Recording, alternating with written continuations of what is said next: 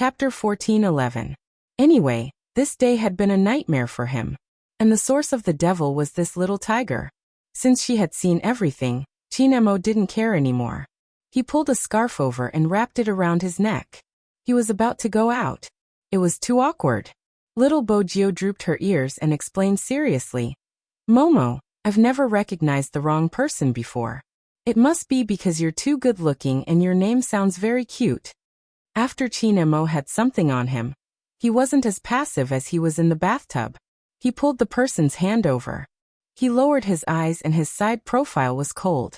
He wrote on her little palm with a little force. But in the end, it was a waste of young Master Chin's good calligraphy. After he finished writing, the person's round tiger eyes were filled with confusion. Momo, did you write Chinese characters just now? You have so many strokes. Chinemo finally knew that this little tiger wasn't just stupid. She was also illiterate. Pulling the man along, he strolled to the desk, took out a book at random, and wrote 2 words. Chinemo, he pointed at it, his black hair still dripping with water. Remember this is my real name. Mo as in desert dust. Amazing. Bojio's praise was sincere. The little princess was indeed a little princess. Her handwriting was so beautiful. So it was this Mo. She reached out and touched it. There were a lot of strokes. Fortunately, she had a good memory. She could remember it after just one look. Chinemo watched as the little tiger reached out to touch her name. For some reason, her fingers paused. Then she closed the book. Now you should know the difference between a man and a woman. So, Chinemo reached out and pointed at the small sofa behind her. Sleep there. Don't come out again. Bojio knew that she was a guest and had to follow the host's wishes. When she heard Chinemo's words, she ran back and threw herself on the sofa. She covered herself with a small blanket and only revealed her eyes. It wasn't Momo. It was Momo. He was really a guy. Such a good-looking boy. She had never seen him before. But after what happened just now, Momo definitely didn't like her anymore. As soon as he thought of this, Bojio couldn't help but rub her nose. Even her ears were drooping, looking listless. Finally, the little tiger stopped causing trouble. Chinemo had wanted to turn off the lights and sleep. Under normal circumstances, he would be lying in bed and reading The Little Prince at this time. However, when he saw that furry little head with water vapor on it, he suddenly felt a chill run down his spine. Chinemo paused, as though he was thinking about something. Later on, he told himself to forget it. He couldn't go on like this. He didn't have the energy to care about others. Clatter. The lights dimmed. Bojio realized that she had done something wrong. She didn't make a sound, lying on the sofa. Eventually, she drifted off to sleep. As for young Master Chin, he didn't know if it was because there was another person in the room, or because he was thinking about something else, or because he was kissed, hugged, and seen naked today. The ups and downs were endless. So much so that when he closed his eyes, the figure of the culprit appeared in his mind. I can't sleep. Chinemo could only turn his head. From that position, he could see the little ball on the sofa. The little tiger that hadn't grown up looked so cute, but it would eat people. Chinemo looked at it. He was probably too tired. His eyelids started to droop. At first, he thought that he would dream of being alone in the main house of the Chin family. Other than the nanny and assistant, no one else was around. After all, everyone in the family was so busy. It was normal for him to play alone. Moreover, he was overseas now. Surprisingly, Chinemo didn't dream that night. Perhaps his energy and stamina were used to guard against a certain little tiger. That night, he slept very soundly. It was a snowy night. The cold moon. From time to time, the sound of an owl could be heard. This type of bird was rare in the country, but it still existed overseas. It was as though he had come to a magical world. Even the forest outside the window could be seen clearly. Morning always came at the right time. When the sun shone down, it could light up a lot of places. The white European-style villa had a completely different vibe compared to the ones in the country. This was probably the charm of the culture and architecture. The streets here were especially clean. There was also a thick layer of snow. It had been snowing for an entire night. They hadn't had time to clean it up. When they stepped on it, they would squeak. But the snow plow was already here. The driver was also wearing a furry hat, which was very appropriate for the occasion. Chin Emo woke up when he heard the music of the snow plow. He reached out to block the light that penetrated in, and then turned his head. There was no one on the small sofa on his left. It was unexpected. That little tiger actually woke up earlier than him. Chin Emo raised his eyebrows. He didn't want to recall what happened last night. He walked into the bathroom in his pajamas. When he was brushing his teeth and saw the bathtub, he couldn't help but frown. Sometimes having a good memory wasn't something to be happy about. He was considering if he should tell his grandfather that he wanted to change to a different room. As long as he stepped into this bathroom, that scene would always surface in his mind. But then Chin Emo thought about it again. There was no need. Even if he didn't want to see the little tiger next door, he would still see her. When he saw that face, even if he changed the room, he would still remember what he should remember. But there was one thing he also said. It was that night yesterday. From today onwards, everything would return to normal. Thinking of this, Chin Emo wiped the corners of his mouth with a towel. Even though she was young, her actions showed that she had been taught well. After washing up, he even changed a set of clothes for himself before walking downstairs.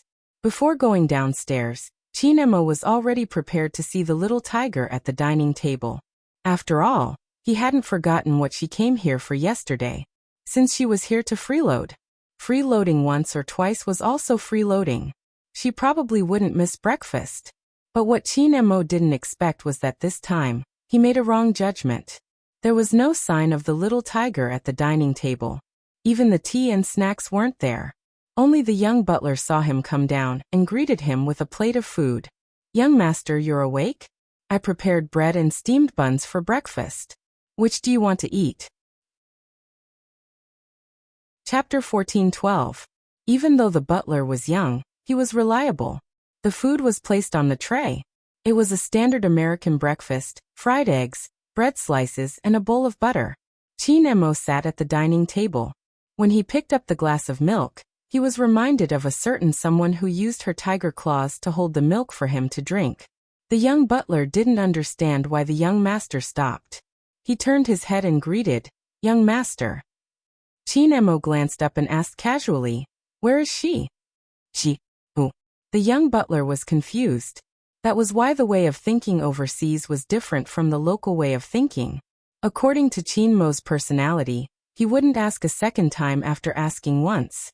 Besides, Chin Emo didn't really need to know where that person went. He just felt that she was too young. Old Masterin walked in at this moment. Behind him was a local friend. That friend was a bearded professor. He liked Chin Emo the moment he saw him, and said that he wanted to introduce his granddaughter to Chin Emo. Old Master and smiled at the side. He just came here and definitely wanted to introduce his grandson to the people in the circle. Hence the courtyard on this side. This day wasn't quiet. Moreover, Old Masterin had sent out an invitation before he came. Many people were curious about what the grandson of this legendary Chinese businessman looked like. Of course, those who could get the invitation were all from extraordinary backgrounds. There was an endless stream of visitors.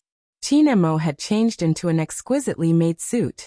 His black hair and eyes made him look more mysterious than other children of his age, coupled with his aura.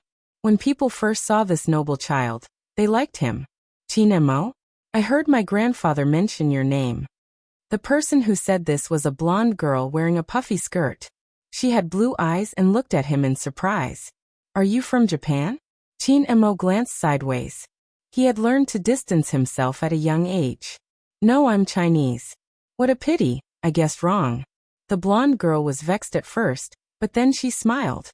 "My name is Angelia. They are all my friends. Do you want to go over and say hello? That way, everyone can play together in the future and eat cocoa pancakes together." Chin Emo had a cold personality, but he knew that this was a gathering organized by his grandfather for him, so he didn't reject. However, from the beginning to the end he spoke very little. This made many foreign children look at him from the side, feeling that he was more and more like a prince. The interaction between children was very casual, and many of them would even run around. They were little radishes, after all. It would definitely be lively if there were more of them. In comparison, some little girls were even more infatuated with Qin Mo, who had been as elegant as a pine tree the entire time. He had grown up in the military compound. This meant that Qin Mo's stance was different from other kids. Someone even asked him if he had received an aristocratic English education. Grandpa smiled and said, "No."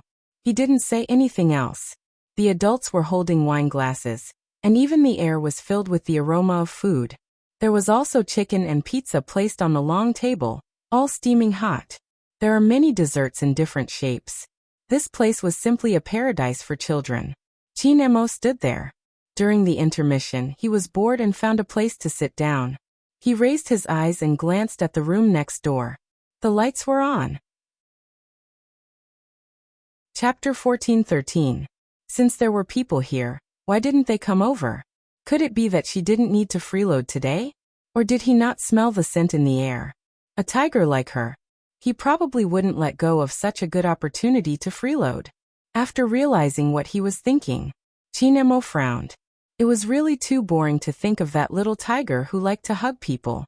He turned his head and looked at his peers who were eating desserts. Qin Mo had never liked socializing. While the other children were making a fuss, he loved restoring blocks and exploring basements. When he was 3 years old, he didn't say a word for an entire day. Because of this, his family was worried that he might have autism. Perhaps the more sensitive and intelligent the child was, the smarter he was, the easier it was to encounter such a situation. It was from the beginning that he felt bored that he gradually lost his feelings. This was related to the environment he grew up in, and it was also related to himself. Qin Mo's nature was indifferent, and he was too mature. The more he was like this, the tighter he wrapped himself up. Grandpa noticed this as well. That was why he suggested to bring his grandson for a change of environment. Children abroad should mature a little earlier. Perhaps he could find his little friends. But when Grandpa saw that his grandson was polite from start to finish, unlike the elegance he should have shown at his age, he knew that this arrangement wouldn't be very effective. Usually, parties with children wouldn't last too long. When Qin Mo followed his grandfather out to send them off, the lights in front of them were still on. His voice still carried the clarity of his age. "Grandfather, why isn't Uncle Bo here?" The two of them were good friends. If it was a banquet, the other party should have come. Old Master and didn't expect his grandson to ask him this question. He turned and smiled. "Your Uncle Bo isn't back yet." "She didn't come back?" Qin Mo frowned. Grandpa replied. "Little Bojio seems to be the only one at home, but her mother will be back at night. Your Uncle Bo will probably come with a gift tomorrow. He is a completely different person at night and in the day." Qin Mo listened casually and glanced over. How old was the little tiger? How could he leave her alone at home? However, he did not ask about this matter. It was because he found it troublesome. If he asked, Grandpa would definitely send someone to pick up the little tiger or think of something else. Qin Mo thought about this and followed Grandpa. He returned to the house. There was a huge difference between the temperature inside and outside. The rest of them hadn't left yet. In order to show his hospitality, Grandpa even asked the chef to make a Chinese-style supper. Stacks of bean buns, bowls of century egg and lean meat congee, and glutinous rice balls brought from China were just right for the children. When Angelia saw this, her pair of blue eyes seemed to be lit up. She was very cute, and the other little radishes also surrounded her. The young butler scooped a bowl of glutinous rice balls and handed it to Qin Mo. He looked at the little prince in front of him, who was so noble that he didn't look like a real person. After receiving the bowl, he said in a flat voice, "Take 2 bean buns and a bowl of porridge in a thermos box. Send it to the neighbor next door." The young golden-haired butler immediately understood and went to do it. Only then did Qin Mo lower his lids and chew on the glutinous dumplings. The way he ate was so leisurely that the children next to him were all watching. But Qin Mo didn't seem to mind. He didn't explain his actions to the young butler either. It was probably because there was only one child with the same bloodline as him here. It was inevitable that he would want to take care of her. This situation wouldn't happen in China. After all, There weren't any children at such a young age who would stay at home alone. Except for him. That was right. The little tiger's situation was very similar to his. They were all alone at home. It was the same even at night. When Chin Mo ate the first glutinous rice ball, he had already concealed most of the emotions in his eyes. Grandpa was still greeting the guests. He probably wouldn't notice him. That was good. Because if Grandpa found out that he had asked someone to send something to the little tiger next door, Grandpa would definitely throw that person to him and tie him up. That would be a huge problem for him. And he hated trouble the most. It was still snowing outside. At the end of the banquet, the arrival of the Chinese-style supper reignited the enthusiasm of many children. Basically, they were all praising Chinese cuisine. The courtyard next door was much quieter. Bojiu was indeed at home. She was hugging her little keyboard, lowering her head to drink her medicine. She coughed from time to time. It wasn't very serious. She was still wearing the little tiger pajamas, and her face was abnormally red. Whenever she heard the sound of a car outside, she would run to the window and take a look. Her little tail wagged a few times, and then she would curl back into the sofa. The phone on the table rang. Bojiu didn't need to look to know who it was. When she picked up the phone, she nodded twice and emphasized, "Mom, I drank my medicine obediently." When the person on the other side heard this, he smiled lightly. He wanted to fly back immediately, but he could only deal with the matters here. Bojiu was the one who suggested hanging up the phone. But after hanging up the phone, she hugged her little keyboard again. She squatted there and agitated for a while. Then she bit a piece of bread. At the Bo family's side, the dining table was filled with prepared food. They hired a long-term nanny, but they preferred to cook for themselves, even if they were eating cooked noodles. But today was an exception. Mr. Bo wasn't back, and Mrs. Bo was too busy. She could only let the nanny prepare the things at home. But Bojiu didn't like to let the nanny take care of her. Besides, her father still had some secrets at home. Hence, early in the afternoon, Bojiu asked the nanny to go back. She strolled around the room alone, dismantling the keyboard and so on. She usually did the same thing, so she didn't feel much. She didn't know why today. It was probably because it was too lively outside. But she had a cold and couldn't go out. Hence, she was really envious of those who could go to the little princess's house. Thinking of this, little Bojiu ran to the window and took a look. She coughed lightly and pouted her little mouth. Her ears drooped down. After the golden-haired butler rang the doorbell, he saw such a little tiger opening the door. He didn't understand what had happened, but he was still as enthusiastic as ever. "My beautiful lady, how can I help you?" The golden-haired butler wanted to make her happy, so he made a playful expression. "I guess you will definitely like the things in my hands. They have captured many people's hearts."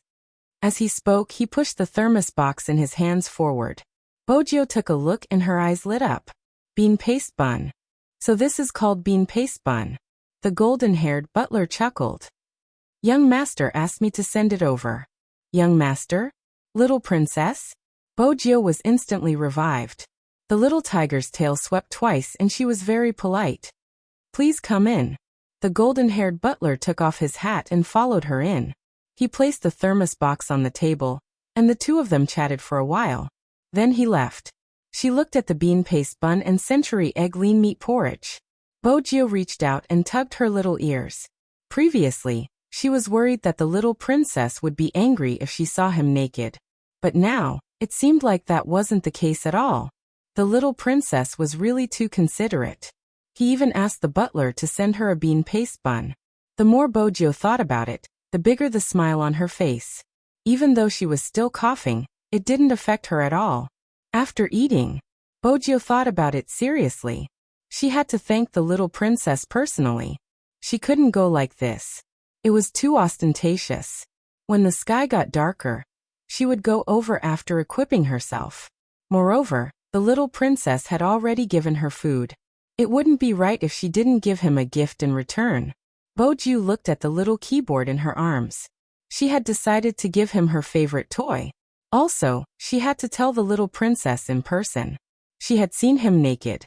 She would take responsibility for this. That was it. That was right. Bojo clenched her little fists at her reflection in the mirror. The smile on her face was a little mischievous. At this moment, Chinemo still didn't know that the biggest problem with him sending food over wasn't that old master and would ask. Instead, it was that the little tiger that was being fed was getting restless again. Chinemo had never taken people saying that they liked him seriously. That was because too many people said that they liked someone, but it was just a way to express their feelings. They wouldn't care about the person who had to bear the pain, and would make their own decisions. For example, in the past, there was a little girl who said that she liked him. He didn't like her. Then the other party started crying, as if he had bullied her. Chinemo didn't have any opinions about that girl. But at the same time, he didn't want such a thing to happen again. It was meaningless and very boring. Hence, even when the little tiger said that she liked him, he didn't take it to heart. But it was probably because the little tiger was too obedient occasionally. That was why he had a little bit of patience towards her. But when he thought about it again, she wasn't obedient but stupid. After Chinemo and Old Master and sent off the last batch of guests, he took off his little suit jacket and handed it to the golden-haired butler standing beside him. The butler lowered his head and reported, "Young master, Miss Jo ate everything. She shouldn't be hungry anymore. Don't worry." When Chinemo heard this, he frowned. When did I care about whether she was hungry or not? The golden-haired butler paused. Chinmo's voice was very calm. It's just because they are neighbors. It's not polite if I don't send something over for such a lively gathering. Moreover, Uncle Bo is grandfather's old friend. The golden-haired butler nodded, and looked at the little back view that was walking up the stairs.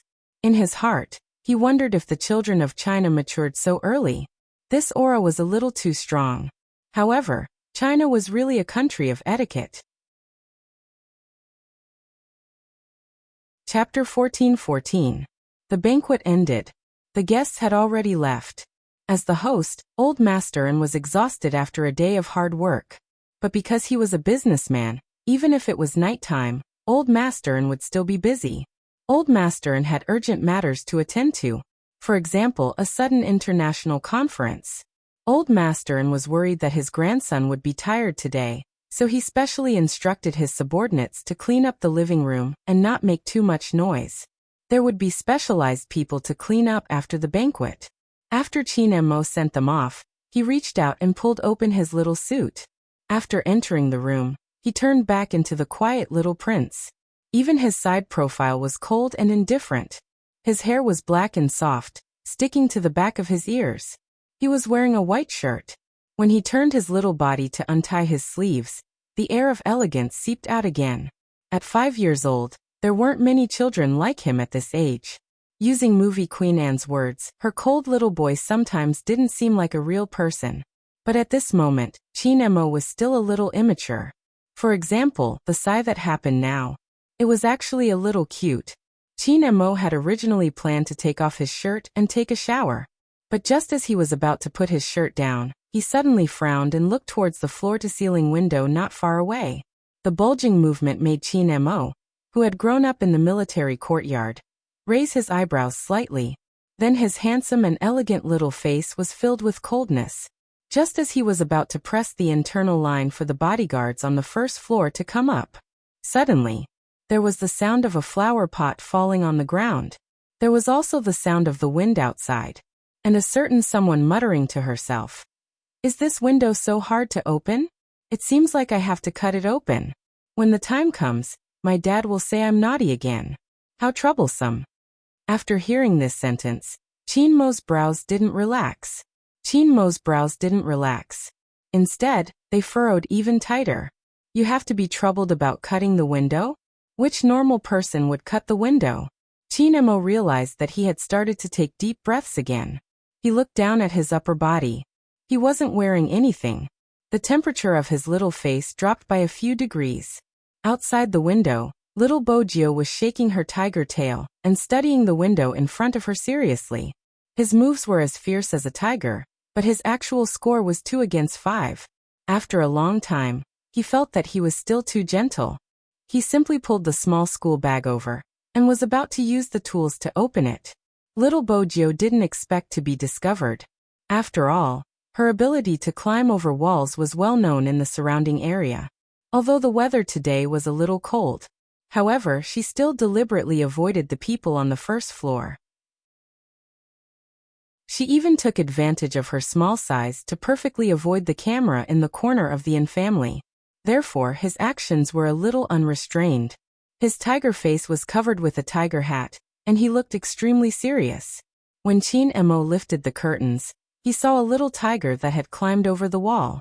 For some reason, she was wearing a small mask on her face. Her small body was tilted to the side, and beside her was a flower pot. It looked as if she could fall at any time. However, she didn't realize that when her big round eyes saw Chin Mo, she was first stunned. Then she immediately smiled brightly. Even the dimples on her cheeks could be seen clearly. Momo. Chapter 14-15. She couldn't help but feel a headache. Could this idiot have some safety awareness? Chin Mo pulled the window open and said calmly, "Come down." Was he angry? Bojio was still young back then. She couldn't understand why the little princess was angry. Was it because she came too late and disturbed his rest? She remembered that it was indeed quite late. He didn't sleep on time because of her yesterday. Also, he saw her naked. Bojio admitted that she felt guilty. She moved her hands and feet more nimbly. She came down when he asked her to. When she came down, she didn't forget to turn back to take her little keyboard. This action caused a thin layer of sweat to form on Chin Mo's forehead. He didn't think and said, "What are you doing?" Bojio opened her eyes wide. Her tiger tail was still sweeping. "I'm taking the little keyboard." After she finished speaking, she jumped onto the ground and shook the snow off her head. She handed the thing in her hand forward as though she was presenting a treasure. She was still wearing the little mask on her face. Her voice was muffled and she sounded a little fierce. Chin Mo finally returned to normal. When he saw her land on the ground, he wasn't worried that something would happen to her. It was just that she was so young and she was lying on the windowsill alone. Didn't she consider the possibility of falling down? The more Chin Mo thought about it, the colder his eyes became. He didn't reach out to take the little keyboard. This made Bojio feel slightly awkward. She first looked up at Chin Mo's little face. When she lowered her head, she remembered that not everyone was like her, and liked the unusual gift of a keyboard. She seemed to have given it to the wrong person. With this thought, Bojio felt a little depressed. But this depression didn't last long. In the next second, Bojio raised her little face. Her eyes were still round and bright. "Momo, you don't like little keyboards, right? What do you like? I'll give it to you next time. I have many toys." "I don't like anything."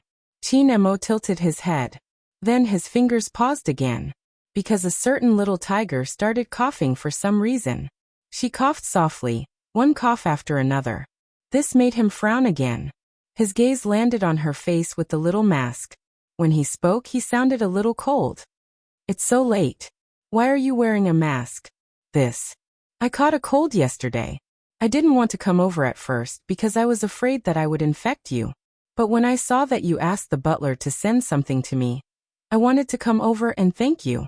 If I wore a mask like this, I wouldn't infect you. Yesterday, I realized that your body is very weak. If I pounced on you, you would fall. I can't let you catch another cold." Bojio placed the little keyboard on her arm and used her free hand to pinch her ear. Chin Mo was about to get angry when he heard her mumbling. Which boy liked to be called weak? But at that moment, he seemed to have remembered something. "Did you catch a cold yesterday?" Chin Mo had always had a good memory. The visual sense was also strong. At that moment, for some reason, the image of that person curled up on the sofa without drying her hair appeared in his mind. Had she caught a cold because he hadn't let her get up and dry her hair? Thinking of this, Chin Mo frowned again. However, the little tiger did not notice it. She continued, "Momo, are you going to sleep? I'll go back first today. I'll look for you when I'm better." With that, Bojio prepared to head back the way she had come. Unexpectedly, she had only just lifted her leg. The tiger's tail was caught by someone. She turned her body sideways and saw the indifferent face of the prince. "Momo." Bojio didn't understand. Her eyes widened and her tiger ears perked up. Chinemo lowered his voice. Little Bojio, are you dumb? Bojio felt the need to explain herself. Chinemo didn't give her a chance. With a forceful move, he picked up the person who was about the same size as him. Bojio was still a little confused. But after being hugged, she didn't care about the little princess asking her if she was an idiot. She smiled happily. Chinemo didn't give her a pleasant look. Why are you running around when you have a cold? I didn't run around today. I didn't feel well, so I went home first. Otherwise, I would have accompanied you for breakfast, Bojio replied seriously. After she finished, she couldn't help coughing. Chinemo took a deep breath and reached out to press the phone beside him. The butler downstairs picked up the phone. He was surprised that there was an internal line at this time. Young master, bring the first aid box up. When Chinemo said this, people would often forget his current age. The golden-haired butler heard the words and his eyelids twitched. Young master, what's wrong? Please don't let anything happen to this young master. The importance that Chairman An placed on this young master was indescribable. They had just arrived. If anything happened, Chairman An would definitely return to China immediately. Chinemo could tell what the young butler was thinking from his voice. It's not me. Bring the first aid box up. You don't have to tell grandfather. Also, bring a pot of hot water up. Hot water? Basically, the cute foreigners wouldn't understand that Chinese people had to drink hot water when they were sick. In China, if you had a cold, you had to drink more water.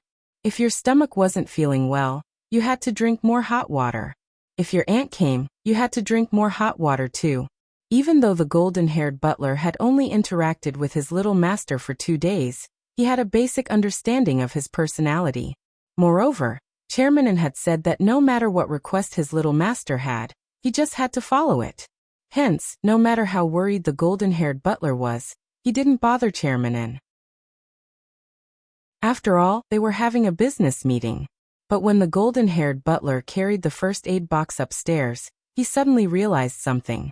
If his little master didn't say it was him, who could it be? When the golden-haired butler pushed open the door, his question was answered. Unknowingly, there was a little tiger in the room. The little tiger was sitting on the sofa in the room with a small mask on her face. She seemed to have done something wrong. She was hugging her little keyboard and looking at his little master, who seemed to be in deep thought. When she saw him, her eyes lit up. Hi, we meet again. Honestly speaking, the young butler was a little confused. Even his golden hair was fluttering. What was going on? Why was the person from the opposite house here? When he had sent the things over, she was still in the opposite room. Besides, he had been tidying up in the living room downstairs. Other than sending people away, he hadn't seen anyone else enter. He hadn't seen the little tiger either. How did she suddenly appear in his young master's room? The young butler's thoughts were all revealed on his face. He finally met someone who would show his thoughts on his face. Bojio jumped down from the sofa, wanting to tell him how she came over. Little Bojio. Just these 3 words. He successfully made the little tiger unable to be mischievous anymore. After Chinemo called her name, he glanced sideways at the young butler standing by the door. The young butler didn't know why, but when his young master looked at him like this, he felt that his presence here was unnecessary. No, that wasn't right. There was something more than unnecessary. It was as if she was saying, "What are you doing here? You're here, and she's getting restless." The young butler. This should be the feeling of being shot while lying down, as the Chinese often say. Indeed, Chinemo felt that the butler's appearance affected a certain little tiger. Her throat was uncomfortable and she kept coughing. She was still mischievously trying to speak. With that in mind, Chinemo took a deep breath. Then he took the medicine box from the young butler and took out a thermometer. His little face was cold as he walked in front of a certain someone. Mask. Bojio saw this and knew that the little princess wanted to take her temperature. She cooperated and removed her little mask. Then she opened her mouth and bit on the thermometer. The young butler was enlightened. So the medicine box that the little young master wanted was for Miss Gio. But there was one thing he was really curious about. How exactly did Miss Gio come in? But it was obvious that his duties were only limited to delivering the medicine box and hot water. Because the little young master had given him a look, asking him to figure it out on his own and leave. Even though they didn't speak the same language and were of different nationalities, the meaning of the look didn't matter. She saw the door close. Little Bojio felt a little regretful. She didn't even have time to brag about her heroic deeds. This was the first time she climbed such a high wall. Besides, she wanted to ask him what the little princess liked. From the looks of it, she could only find a chance to ask Grandpa and in the future. She bit on the thermometer. This time she couldn't speak. She could only look at the little princess who was standing in front of her and picking medicine for her. Bojio blinked as she looked at him. The little princess seemed to be very impatient with her. She could tell from his expression. But he still felt very gentle. Other people wouldn't be so nice to her. He wasn't afraid that she would infect her when she caught a cold. He even gave her medicine. Bojio couldn't help but smile when she thought about this. She even jumped down from the sofa and circled around Chin Mo. The little tiger behind her kept wagging her tail. Chin Mo took out the cold medicine. From the side, he saw a certain someone with a bright smile. At that time, Chin Mo even thought, did this person know how to smile? In the end, it would give rise to emotions that even a child would have. It really made him jealous. Her parents must be special to her. Thinking of this, Chin Mo came to a sudden realization. He knew he was wrong. Because yesterday, when he saw the light that didn't turn on, he knew that she was like him. Her parents were very busy. Chapter 14-16. Ah, look, our little tiger Bo was still very obedient. She bared her soft tiger teeth, so that it would be easier for him to take the thermometer out. When she opened her mouth, her almond-like tiger eyes were still staring at Chin Mo. She looked as though she had something to say. Chin Mo gave her a cold look as though he was saying, "Don't you dare to speak again." Little tiger Bo felt that this wasn't right. She was also puzzled by the hostility her little princess had towards her. Chin Mo didn't bother about her. He took out the thermometer and looked at it. "Your temperature is normal." Bojio nodded. "I don't have a fever anymore. Mom gave me some medicine in the morning." Chin Mo heard her hoarse voice. After she finished speaking, she coughed. Her head was probably a little heavy from the coughing. Even her little shoulders were trembling a little. Didn't having a fever mean that she wasn't sick? Chin Mo couldn't be bothered to say anything to this idiot. He opened a packet of medicine and took out a pill. His slender fingers touched the side of her mouth. Awu. Bojio never rejected anything. Even if the medicine was a little bitter, it was given by her little princess. It was still delicious. On the other hand, after Chin Mo fed her, he frowned fiercely. Then he placed the medicine in her hand. "Eat it yourself." He must have been possessed. Why did he feed her personally just now? He thought about it. He must have been so angry with this little tiger that he lost his ability to think. After letting out a long sigh, Chin Mo returned to his noble little prince appearance. He walked towards the window. Then he reached out and closed the window. Then he locked it twice. Bojio peeled the medicine and watched at the side. When she wagged her tail, she had a feeling that her little princess didn't actually want to lock the window. He wanted to throw her out through the window. If it was possible, Chin Mo wanted to do that.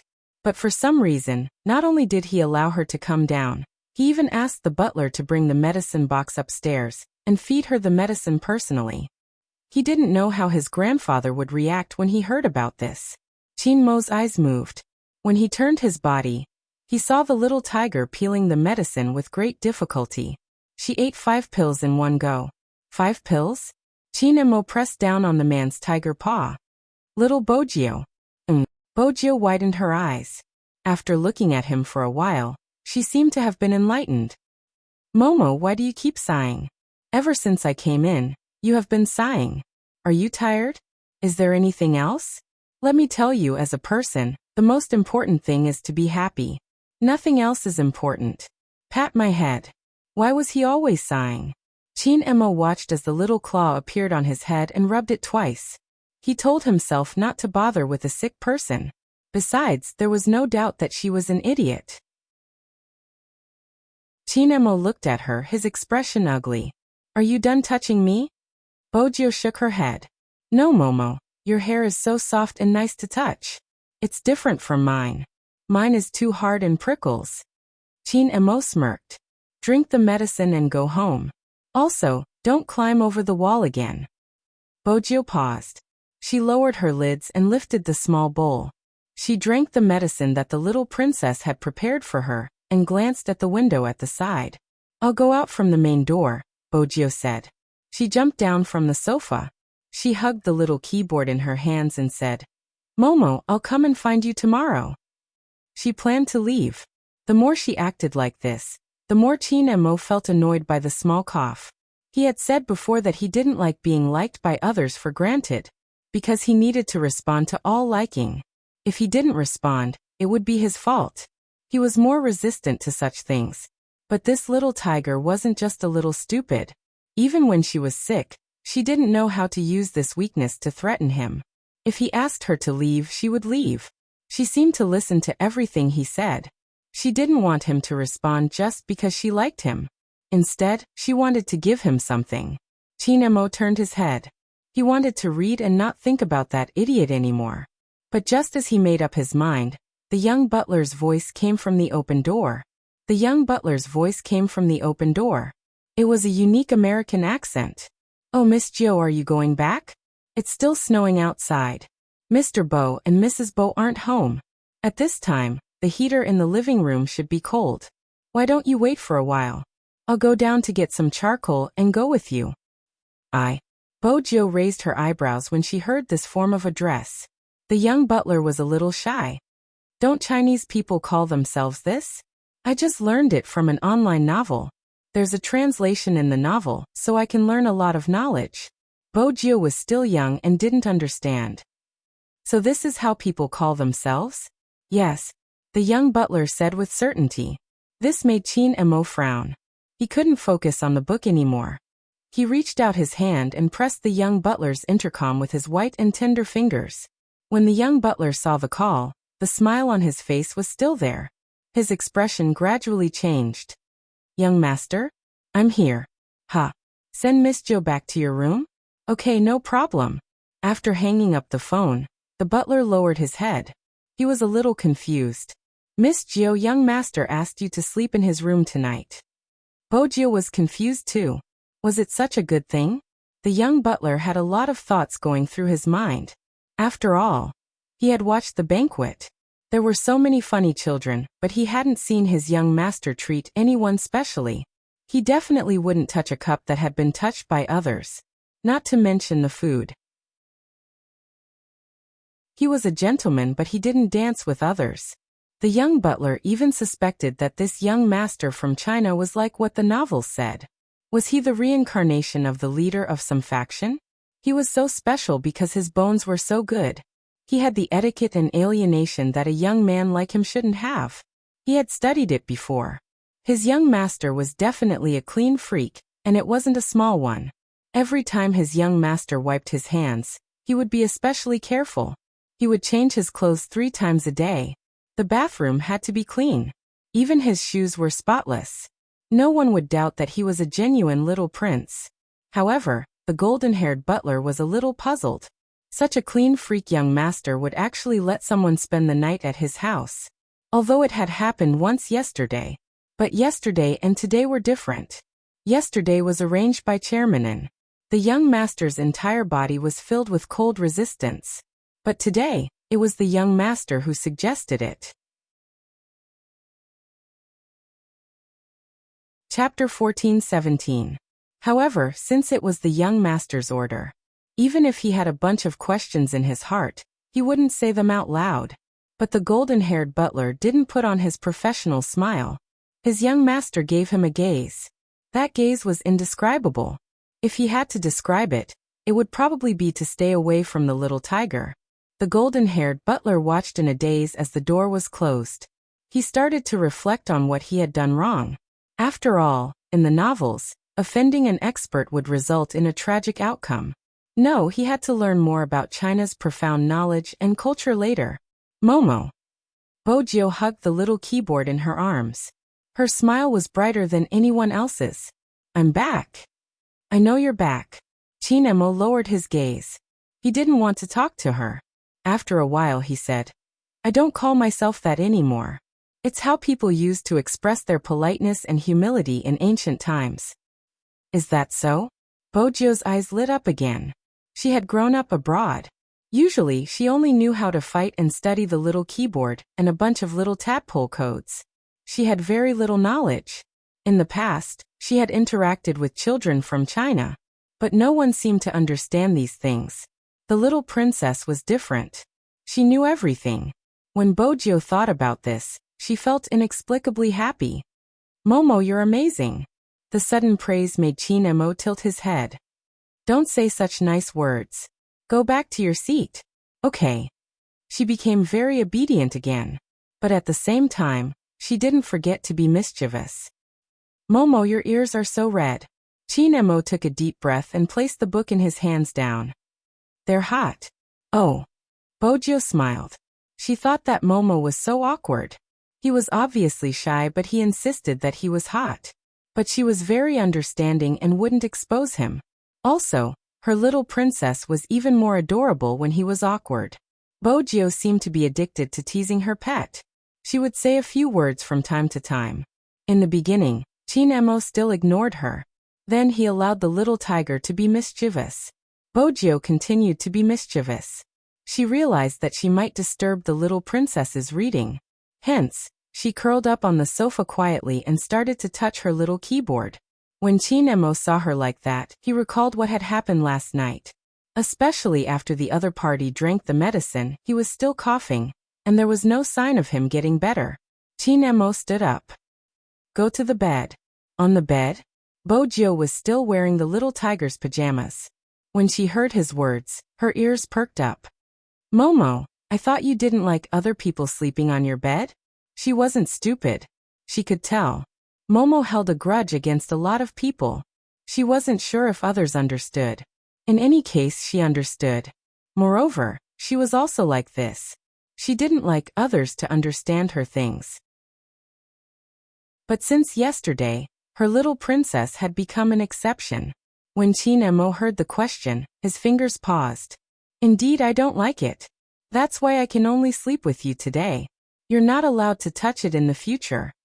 After finishing this sentence, Chinemo suddenly realized something. That was, he seemed to be less and less good at pretending in front of this little tiger. He shouldn't be like this. At the very least, one had to be polite when dealing with guests. He couldn't speak like this. But he couldn't control himself. Chapter 14:18. Bojio listened to the little princess's arrogant words. She wagged her tiger tail and behaved like a loyal dog. On the other hand, Chinemo didn't want to listen to the coughing anymore.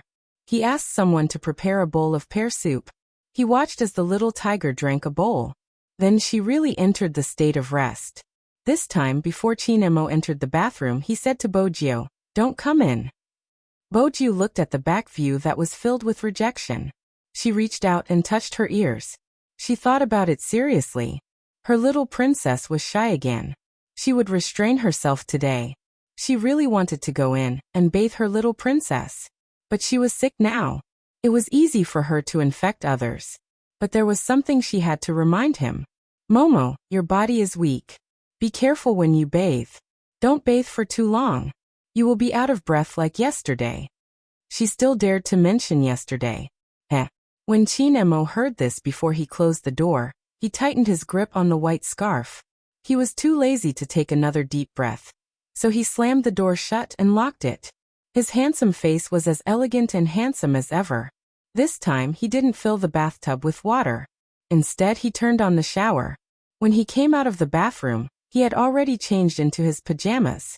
In Bojio's eyes, the little princess's pajamas were more pleasing to the eye. Her little old axe was a little too exaggerated. It wasn't like the little princess's pajamas. They were clean and didn't have any extra patterns. Chinemo used the scarf to wipe his hair. He was still young.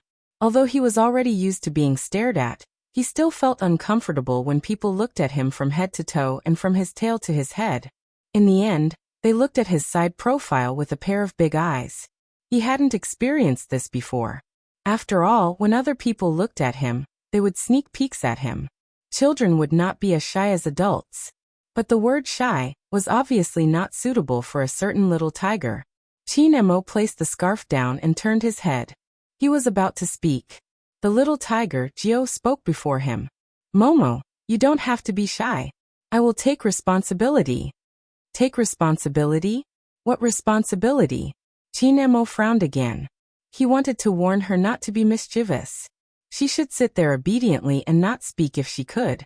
Why did she say she would take responsibility? Yesterday, I didn't know you were different from me and saw you naked.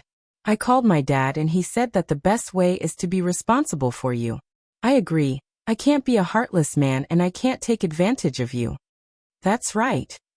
Chin-mo's eyes lit up. That's right. I'm not going to be a heartless man and I can't take advantage of you. After hearing this explanation, Chin-mo's little face became even colder. He took out a small blanket from the closet and threw it directly on the little tiger's head. This was the best way to shut her up. Who knew that he had underestimated the little tiger's mischievous behavior? Chapter 14:19. After all, you're so weak. After all, you're so weak. After all, you're so weak. This sentence echoed in Chin-mo's mind 3 times. He looked at the little tiger head that was exposed. He wanted to pull her up and throw her out. But she was still counting the mistakes she had made with her little fingers, coughing from time to time. Little Bojio, are you an idiot? Chin-mo tried to hold it in, but the only thing he could say was coldness. The little boy Bojio didn't understand how she was stupid. Chin-mo glanced over. He was wearing his pajamas and looked noble. Why are you feeling pity? Can you kiss me casually just because you don't have a cold? How can you be so optimistic? Didn't I tell you yesterday to stay 1 meter away from me?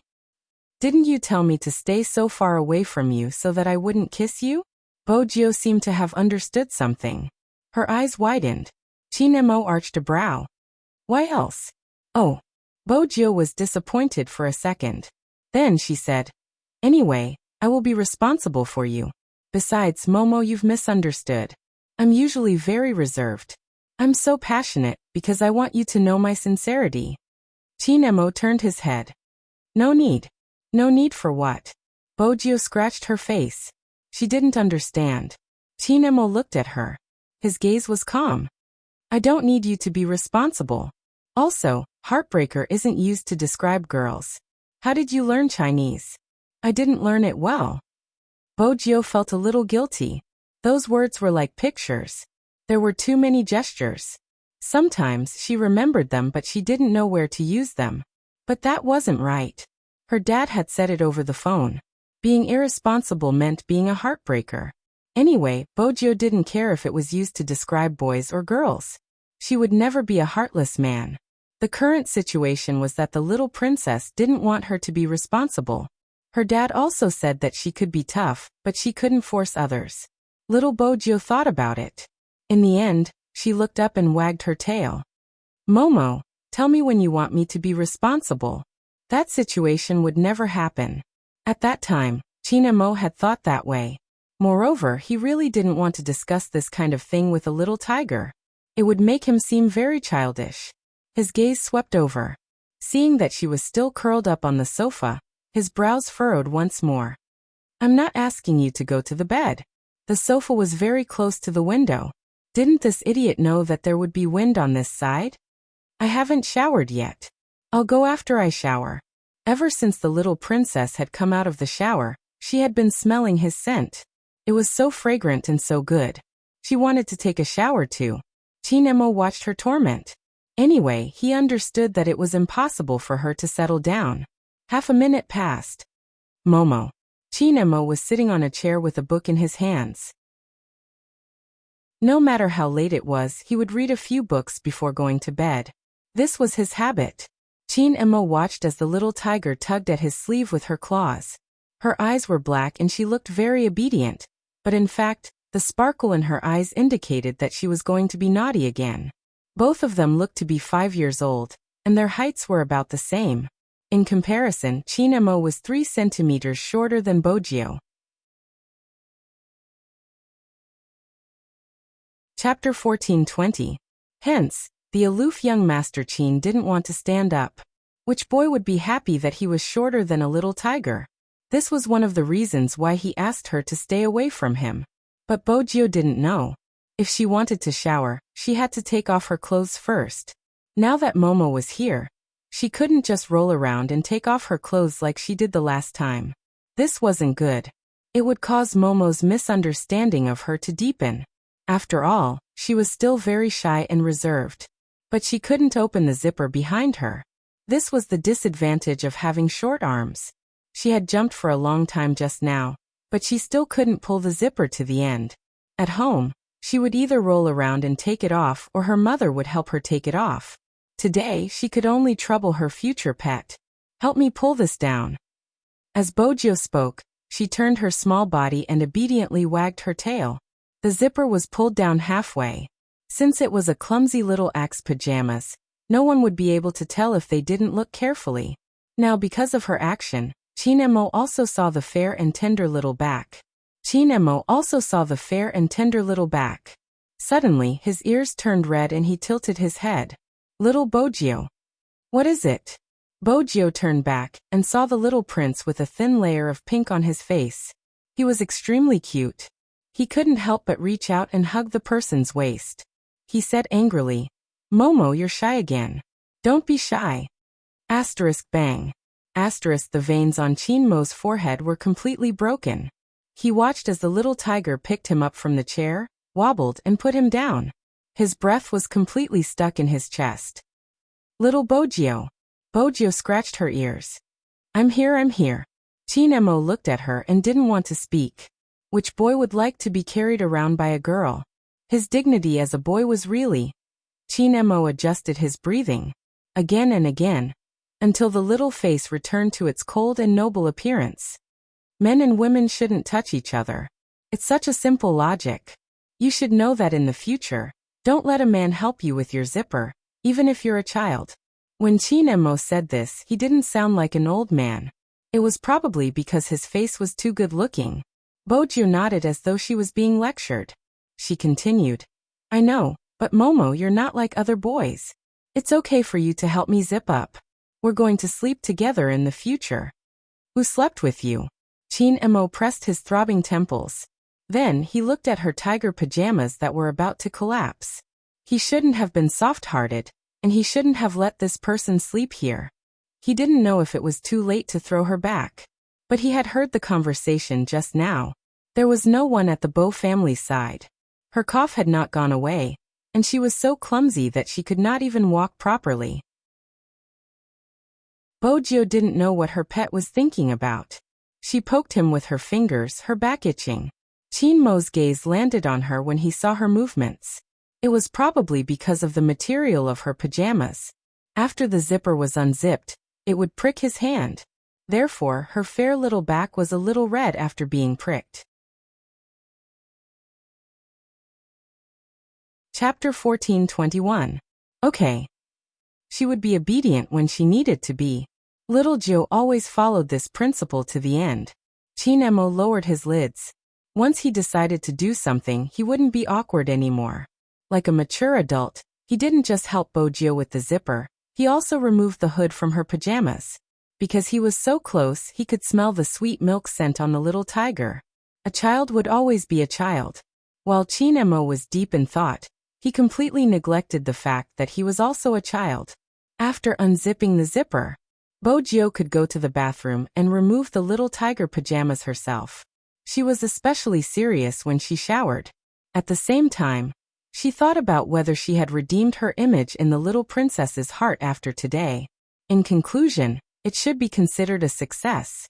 As little Bojiu thought about it, she splashed some shampoo on her head. The white foam accidentally flowed into her eyes. She used her little hands to rub them and started to wash again. It was a manly way of washing. Young Master Qin didn't see her washing. If he had seen it, he would have corrected her. After the shower, Bojiu looked even fairer. She didn't let go of the little keyboard in her hands. Her hair was wet and looked very naughty when she shook it. There was even a lock of hair that was dyed silver sticking out. She looked like a cat that had just been scooped out of the water and hadn't had time to clean its fur. There would always be a cat that wanted to dress up as a little tiger. This was the perfect example. Teen Emo glanced over. In the end, his gaze landed on the hair that was dripping with water. This time, the person didn't go under the blanket. Teen Emo knew the reason clearly. Yesterday, because he had spoken, she had been afraid to disturb him. Hence she had slept like that. With this thought, all of Teen Mo's impatience disappeared. It was obvious that the little tiger didn't know how to dry her hair. She held onto a towel and rubbed her head randomly. She coughed from time to time and hummed a tune. In the end, Teen Mo couldn't stand it anymore. "Come here." When Bojio heard this word, she was confused. Then she walked over with a confused expression. Teen Mo didn't say anything. He took the white towel over. His aura was cold. It was a deterrent. Children are like that. Perhaps, sometimes, they might not necessarily listen to adults. But when he met someone of the same age who was colder than him and couldn't see through him, he would subconsciously listen to him. Young Master Chin's aura had never been a joke since he was young. In the military compound, no matter how much those naughty kids liked to cause trouble, they would subconsciously restrain themselves in front of him. That was why all the grandfathers in the courtyard called him the Child King. Of course, one couldn't just rely on one's temperament. There was a certain amount of fist power in it. Teen Mo wasn't the kind of person who wouldn't fight. It was normal for boys to behave this way. But his style had always been different from hers. Bojio was convinced. It was the kind of coldness that emanated from the inside out after one hit that made people not dare to stab him again. This was the voice of a brat from a certain military compound. Teen Mo had never imagined that there would be a day when he, the king of children, would have to take care of a child. After he took the towel, he thought of something else. Chapter 14:22. When Teen Mo realized this, his fingers paused decisively. Then he said, "Sit there." Bojio didn't understand what the little princess was thinking. She hugged the little keyboard and sat at the designated spot. Her head was covered with a towel. Following that, a very gentle force was exerted.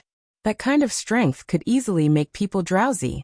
Coupled with the fragrance of the shower gel, it made him feel even more comfortable. Bojio hugged the little keyboard and wore her pajamas. The way she allowed him to wipe her hair was very adorable. But life depended on one's skin. Bojio wouldn't give up any chance to make a move. When Teen Mo wiped her hair, she played with the corner of his shirt. When she was discovered, she met his cold eyes. Then she smiled, revealing her little canine teeth. She lowered her head and continued playing. Teen Mo wasn't going to play tricks with this little tiger on this matter. In any case, she had already done things that were worse than that. Halfway through, the person in front of him coughed even more violently. Even her breathing became unstable. Teen Mo thought for a moment and fed her a lozenge. After taking the medicine and taking a shower, she could officially climb into bed. Bojio was a little sleepy. She probably wasn't feeling well. She really couldn't sleep. When she saw the little princess take a blanket to the sofa, she felt a little depressed. Although she had expected that the little princess wouldn't like to sleep with her, she didn't think that he would like to sleep with her. But when she saw this, she still felt that she hadn't tried hard enough. Once she recovered, she would force herself on him. She couldn't do it now. She might infect the little princess. Bojio thought about this and decided to hug her little keyboard to sleep. Teen Mo lay on the sofa. There was only one wall lamp left in the entire bedroom. It was still snowing outside. When the owl flapped its wings, it would always move the snow on the Christmas tree. Occasionally, there would be the sound of a dog barking outside. These sounds had a hypnotic effect. But anyone who had a cold or fever would know this. Fever was never something that could be cured in a day, especially a child. Moreover, Bojio was obviously suffering from a fever. Otherwise, she wouldn't keep coughing. In reality, she wouldn't be able to sleep well. Bojio realized this too. That was why she hugged the little keyboard and tried not to cough. It would disturb Momo's sleep. Just as Bojio was thinking about this in a daze, a fair little hand landed on her forehead. After feeling the slight heat, her cold little face was even colder than before. It must be a little fever. Fortunately, it was not a high fever. Teen Emma walked to the side and brought a cup of warm water over. He knew that the little tiger wasn't asleep, so he reached out and pulled her up. Momo. Bojio's eyes were still wide. Chinemo placed the cup in front of her mouth and said only one word, drink. Bojiu lowered her head, her stomach rumbling. After she finished drinking, he gave her some more medicine and used his left hand to touch her forehead again. Bojiu was very obedient. Chinemo glanced at the things in her arms. The keyboard is cold. If I don't hug something, I won't be able to sleep. Bojiu said whatever was on her mind. Momo, why don't you let me hug you? Chapter 14:23. Her plan was exposed. Bojiu felt a little regretful. She changed to another object, but the effect was the same. He probably noticed her discomfort. Chinemo asked casually, "Can't sleep?" Her voice was a little muffled. She probably wanted to cough. Chinemo walked over and poured another glass of water. But this time, other than water, he took a book from the bookshelf. That book was the one he read every day. Bojiu recognized the page. The little princess had been reading it yesterday.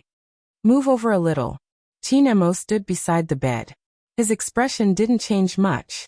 But when Bojiu heard these words, she instantly became lively.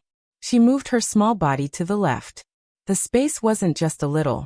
After she finished this action, she promised seriously, "Momo, don't worry. Even if we sleep together, I won't touch you like I did yesterday. Don't be afraid." Chinmo's hand that was lifting the thin blanket tightened. He looked up and gave her 2 words. "Shut up." Bojiu was very happy. She didn't care about the little princess's resistance at all. She understood that he was shy. If Chinemo knew that this little tiger attributed everything to his shyness, the veins on his forehead would probably rupture again. But fortunately, Bojiu was still obedient sometimes. He laid on the bed with his big eyes and a small face like an angel's, looking at people with a fierce look on his face. Chinemo leaned against the head of the bed and opened the book, 1001 Nights, in his hands. His melodious and cold male voice rang out. There was a little childishness in it. It was said that in ancient times, on an island between ancient India and China, there was a kingdom called Sazan. The king was called Shinuya. Every day, King Shinuya would marry a woman and spend the night in the palace. But every day, when the rooster sang, he would cruelly kill the woman. Children loved to listen to stories. To Bojiu, the things that her father did were treated as stories. But Mr. Bo was too busy, so he didn't have much time to tell stories. To be precise, this was the first time someone specially read her a bedtime story. At first, Bojiu was in a daze. But soon as she listened, her coughs lessened. All her attention was focused on the little princess's side profile and the fascinating story. Time passed bit by bit with the flow of the moonlight. The 2 of them were different from the others, probably because they were too similar. No one would read him a bedtime story. He looked like a little prince, yes. He was a lonely little prince. Every night, she would read and sleep alone, although there was still no one to tell him a bedtime story. However, the little heater lying beside him and listening to him with her head tilted to one side made him feel that there was nothing wrong with letting her come over once in a while. The sound of reading continued. He had just read the 3rd story of the 1001 Stories. There were already people on the first floor. That person was none other than Mr. Bo, who was wearing a black trench coat with a bouquet of roses pinned on it. Originally, he was here to bring his little Joe back. Grandpa gestured for him to listen to the noises upstairs. Chapter 14:24. Grandpa smiled too. I heard from the butler that my grandson knew there was no one in the Bo family, so he specially asked him to send supper over. This morning it was funny. He was a little unhappy that your little tiger wasn't around. Mr. Bo tilted his head and lit a cigarette. No matter what he did, there seemed to be an uneasy aura around him. That's good. There have been many things recently. I'm assured that she is with you. Grandpa rarely knew what he was doing. He asked, "That's why you didn't go back to the castle?" Ah. Mr. Bo flicked the cigarette ash with his long and slender fingers. He suddenly smiled. I'm not going back because I enjoy living off a woman. Of course, Mr. N won't understand. After all, my wife is too capable. Old Master N felt that it was enough to have such a friend despite the difference in age. He didn't feel ashamed of living off a woman. Instead, he felt proud. Speaking of which, he hadn't been active for a long time. Recently, he started again. It seemed like it wasn't peaceful outside. Otherwise, he wouldn't have stayed in such a place. It was probably because he wanted to protect his family. After all, he was no longer the king who came and went alone. This man was a legend who could shake many industries. However, he was raised as a little puppy at home. No, that wasn't right. The only person who would treat him as a little puppy was Gio's mother. Mr. Bo understood what Grandpa meant by his gaze.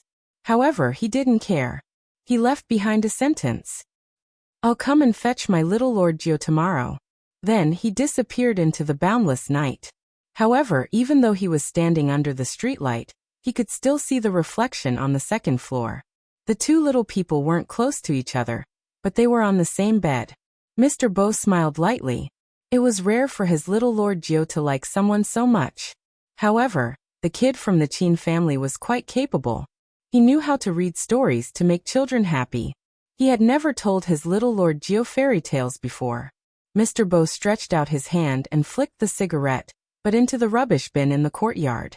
When he raised his lids, he realized that the lights in the house were turned on. He smiled. He was prepared to walk 2 rounds outside to disperse the smell of smoke before entering. First, he had to make sure that he didn't smell so bloody. Mr. Bo's legs were long.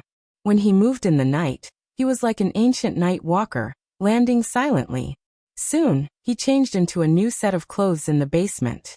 When he reappeared in the living room, he was wearing a pure white t-shirt with casual cotton padded pants and a pair of glasses. The way he dressed made him look like a college student. Her temperament was outstanding and clear. In addition, this person was too coquettish. That's right, she was acting coquettishly. Because at the moment he appeared, Yi Shiwen's eyes widened. He put on a sleepy expression, reached out his hand, and hugged the back of the woman who was wearing a business suit and was making medicine in front of the kitchen counter from behind. He put his chin on her shoulder naturally, sniffed the nice fragrance, and dragged out his voice lazily. Why did you come back so late today? Both Lord Gio and I have no food to eat. Being hugged by him, the figure's face was still a little red. They had been married for so long. But for some reason, he was still the same as when he first met this person. It was probably because the other party was 3 years younger than him. Therefore, whenever they were intimate, she would always feel numb all over and take advantage of the other party. Chapter 1425. Isn't there a nanny? As a female CEO who was good at handling company affairs, she was always exceptionally patient when facing her lover. She wasn't as cold as the rumors said, but her temperament was still there. When she turned her face, her figure was very beautiful. Mr. Bo didn't move his hand away. He seemed to know that she was uncomfortable, but his breath still lingered on her snow-white neck. The nanny doesn't cook well. As expected, the figure trembled. I'll cook you some porridge. I don't want to eat porridge now.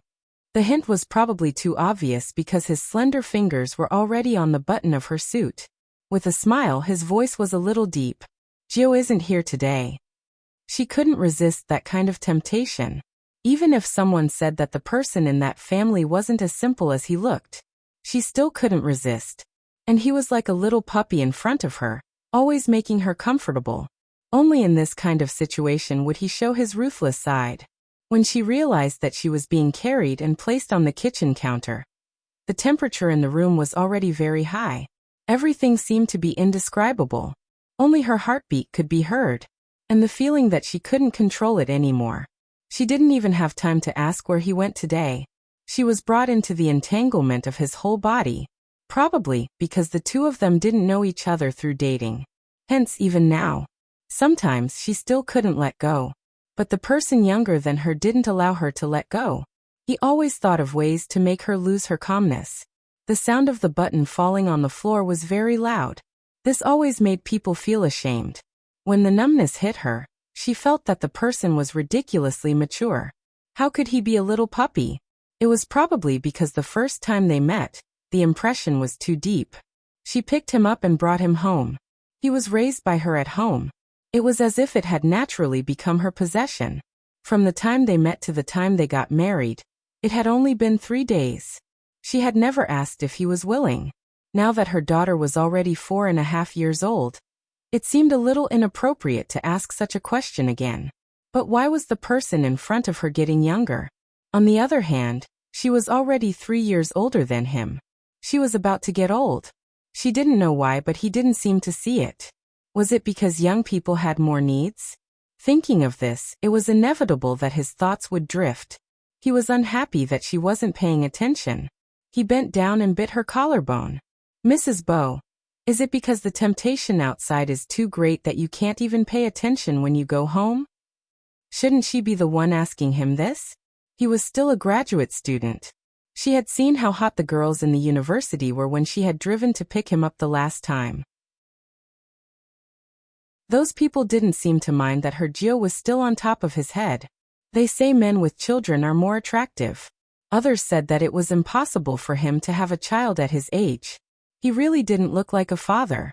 She still remembered the big and small pair sitting on the steps of the university, looking at her with the same expression. Their faces were full of pity, as if she would be a heinous villain if she stood them up again.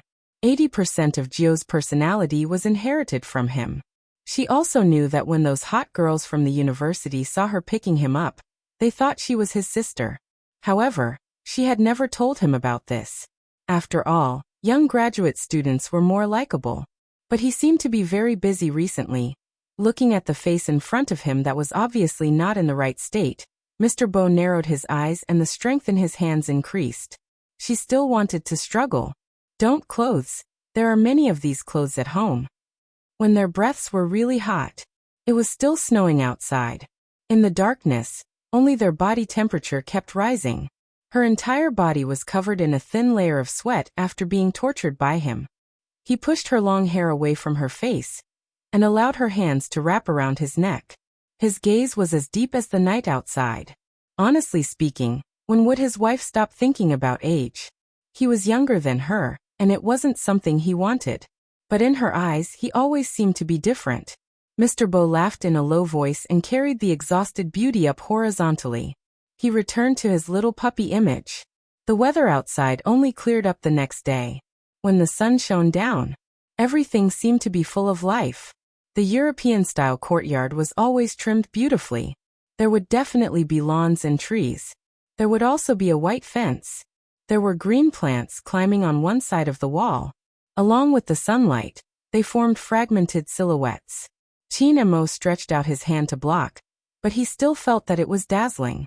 This made him look down instinctively. He didn't expect to see a white and tender sleeping face. When a certain little tiger slept, she really looked like a little angel. Her eyelashes were very black and long.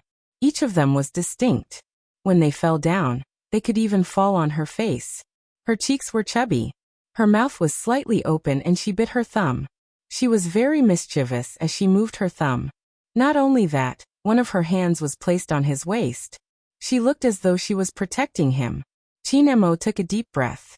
Did this little tiger think that she was taller than him? Was that why she was hugging him like this? After calming his expression, he wanted to lift the small blanket on them and get off the bed. But the moment his fingers moved, he heard her call, Momo. She didn't wake up. She had called out Momo unintentionally. Maybe she had dreamed of something. But that soft and childish voice made Mo's heart soften, which he shouldn't have. He didn't wake her up. Instead, he stretched out his hand and placed it on her forehead. The two of them were very close to each other. They could touch each other just by raising their hands. For Mo, he had never been so close to someone of the same age. After testing the other party's temperature, he turned his face away. He didn't know why he fell asleep in such a position last night. No matter what, he couldn't let this little tiger know. It was a pity for our young Master Chin. Before he got to know a certain little tiger, young Master Chin never knew what a dark history was. But now, when he thought of the difference in their height, The fact that he was carried out of the bathtub by a little tiger yesterday, and the fact that the other party had seen him as a girl because of his appearance, Chinemo couldn't help but narrow his eyes. When he got up, he felt that his throat was a little uncomfortable.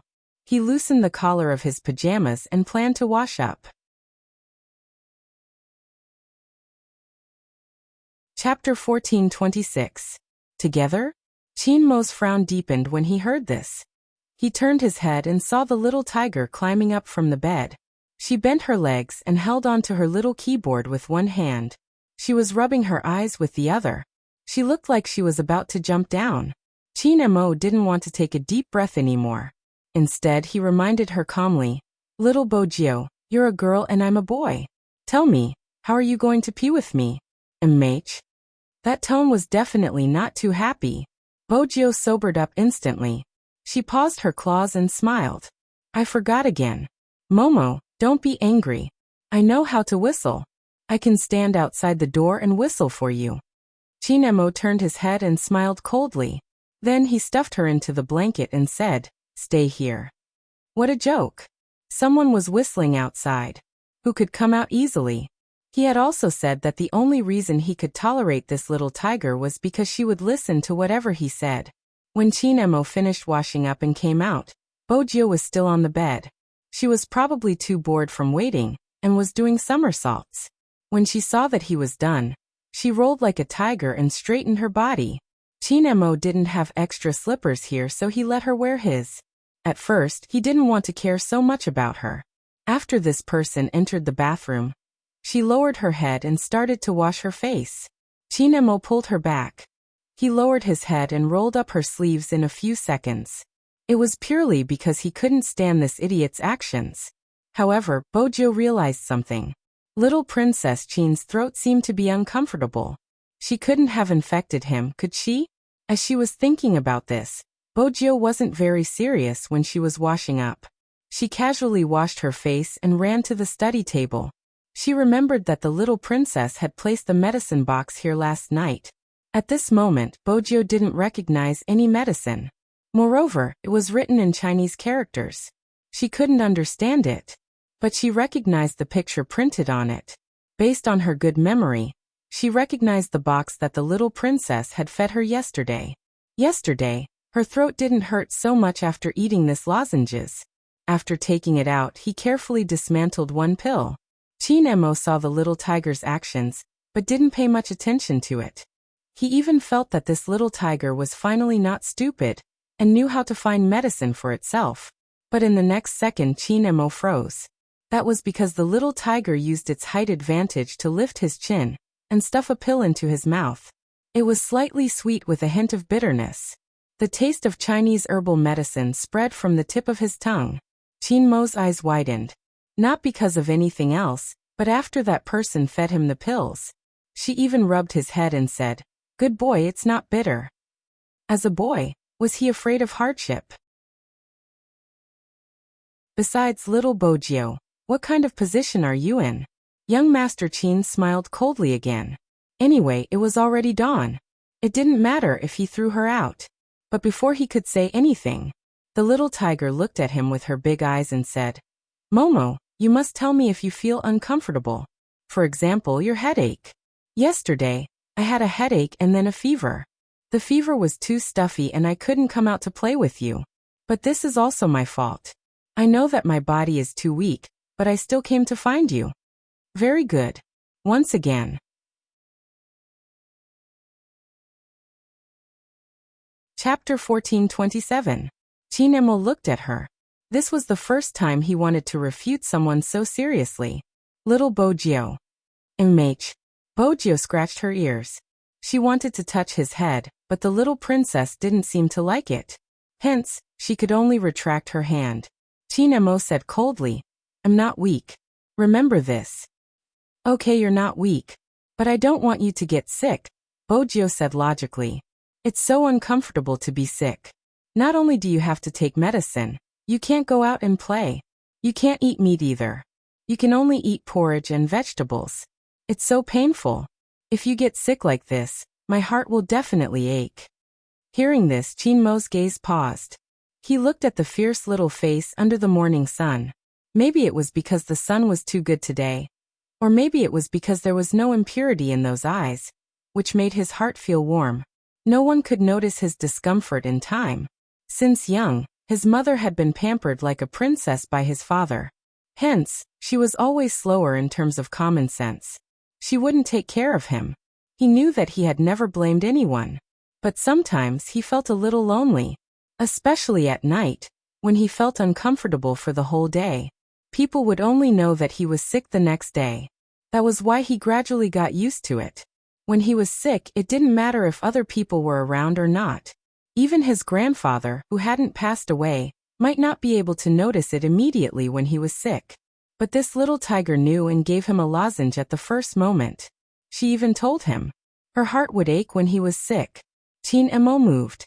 His fingers instinctively wanted to hold on to something. It was her restless claws that entered his hands. It was soft and suitable for his hands. Except for the fact that she was taller than him. Actually, this little tiger was quite pleasing to the eye. When she didn't speak, she was very obedient. As for other aspects, he could teach her slowly. Since she was the one who took the initiative to come to his side, he had no reason to reject her. It wasn't right. Anyway, her parents didn't care about him. It wasn't a problem for this person to belong to him. Although he didn't have any specific concept of raising a child. But it shouldn't be difficult to raise such a little tiger. What's more, a certain someone was stupid enough to want to buy him. Chin Emo seemed to have confirmed something. He glanced over and helped Bojo roll her sleeves. His voice was calm. Do you think everyone is like you, only liking to eat meat? I'm not the only one who likes to eat meat. Take another 10 steps, and you will see the red-haired little William. He likes to eat meat too, but he's afraid of me. Every time he makes a turkey at home, he would offer some to me. His face would always be red. Bojo explained. The roasted turkey is delicious. Chin Emo raised his eyebrows and singled out the name without changing his expression. Little William? Yes, it's nearby. We even made an appointment to eat hamburgers together. Now we can only wait for my cold to recover. Bojo was busy explaining things to little Princess Chin. She didn't realize that Chin Mo's gaze was different from before. Previously, he had given himself a set environment. She thought she had no one to turn to but him. Now it seemed that this was not the case at all. Also, the name William would only be given to a boy.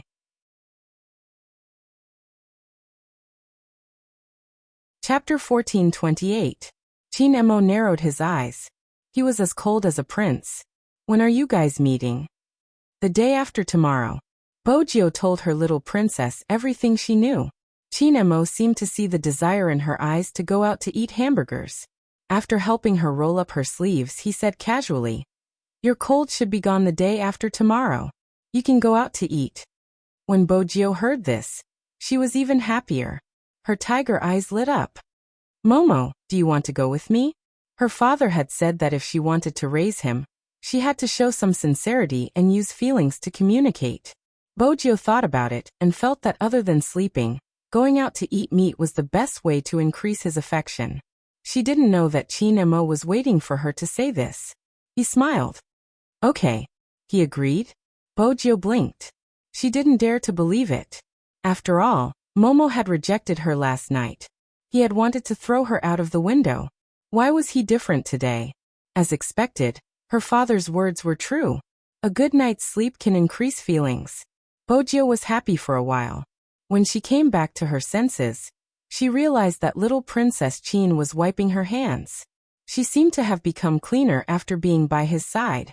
This was probably what her father had taught her before. You get stained by the company you keep. When she was young, Bojo had a strong comprehension ability. That was why Chin Emo would always have a headache trying to correct her understanding of Chinese characters. The young golden-haired butler was already prepared to send Miss Jo back to the other side as soon as he arrived. After all, he had overheard his young master using a restrained voice to say, Little Bojo. He didn't expect that. Not only did his young master not allow him to send her back. After breakfast was served, he naturally peeled an egg for Miss Jo, who was sitting opposite him. The most difficult thing to accept was, He even blew on the bowl of porridge beside his hand and pushed it to the opposite side. Wait a minute. The butler started to recall the energetic Chinese culture he had learned about on the internet. The main characters didn't seem like they would do this. His young master didn't seem like he was taking care of someone his age. Instead, he seemed like he was raising a child. No, that wasn't right. He was more meticulous than raising a child. There was a rule in raising a child here. It was to cultivate the child's ability to take care of himself. Things like peeling eggs and blowing on porridge to cool down would never happen here. He didn't know if he had accidentally failed to control his rich expression. Young master, who was eating the soup dumplings, looked up and glanced at him. The golden-haired butler shivered and immediately stood up with the tray, assuming a standard standing posture. Qin Mo retracted his gaze and lowered his head to take another bite of the xiaolongbao on the bamboo chopsticks. It had been a long time since Bo Jiu had such a scrumptious breakfast. However, there was something she was ashamed of. She preferred to eat with a spoon, and didn't have many chances to use chopsticks. Therefore, when she reached for the soup dumplings with her chopsticks, her movements were a little clumsy. The clip fell off. The clip fell off the second time. For the third time, little Tiger Bo simply poked it with her chopsticks. After she poked it up, she howled and placed it all in her mouth.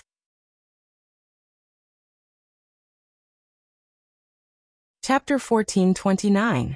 Little Tiger Bo felt so happy that she was about to fly. She wanted to use the chopsticks to poke the second dumpling. However, little Princess Qin stopped her. Chopsticks aren't used like this. The voice was calm. Then he reached out and held her hand. Then he started to teach her how to hold it. Bo Jiu tilted her head and looked at his posture. She moved the chopsticks in her hand downwards and held them again. Her hands were still a little small. It was still too slow for her to hold things like this. But when she looked at the little princess again, her hand holding the chopsticks was beautiful and accurate. It seemed like it wasn't because of the chopsticks. Bo Jiu grabbed her hair. She was a little annoyed. I'm too stupid. Although Qin Mo kept calling a certain little tiger stupid, it didn't mean that he would let the little tiger he planned to raise feel inferior to others. Moreover, the little tiger was used to living abroad. It was understandable that she couldn't hold the chopsticks well. He had never raised a child before, but he knew that children had pride. With this thought, he raised his head and said to the golden-haired butler, "Try taking the chopsticks." The young golden-haired butler was a little confused when he heard this request. He didn't know what his young master's intention was at all. But as a qualified butler, he had to complete his master's request. Even though he was a foreigner, he had never used something like chopsticks before. But he had read about it many times in novels. He had always admired the Chinese for being able to use two small pieces of wood as cutlery to eat. The experts in the novels could even use one of the chopsticks to kill people. The young butler believed that as long as he learned slowly, he would be able to do it one day. Hence, when Qin Mo said this, the young butler was very willing to try. With great respect, he picked up the pair of serving chopsticks on the dining table and aimed it at the steaming soup dumplings. The first time, it didn't come up. The second time, it slipped. The third time, he recalled what his young master had said when he was teaching Miss Jiu. He didn't use enough strength and one of the chopsticks actually fell. His face was full of question marks. Was it so difficult? The young butler's expression was so rich that he could make an emoticon. As you can see, some adults don't even know how to use chopsticks. It's normal that you can't use them well. At least you can pick things up. Bo Jiu was elated. She shook her little tiger tail and nodded. Seeing this, Qin Mo thought for a moment, and brought the soup dumpling he had picked up to the little tiger's mouth. Since it was all his, he naturally had to be responsible for feeding it. Although he wasn't used to it, he would take it slow. Fortunately, this little tiger was smarter than ordinary people. She would definitely be able to learn how to hold chopsticks quickly. The young butler, who had not finished practicing, was speechless. He felt the deep malice of this world, all because of the chopsticks, the utensils that tested the foreigners. But young master, don't you think you're being too nice to Miss Jiu? Are you going to raise Mr. Bo's child? If Chairman knew about this, he would definitely be shocked. The young blonde butler had a lot to say to his boss. He was in charge of the young master's daily life. Chairman had said that if there was even the slightest change in the young master, he had to call him to let him know.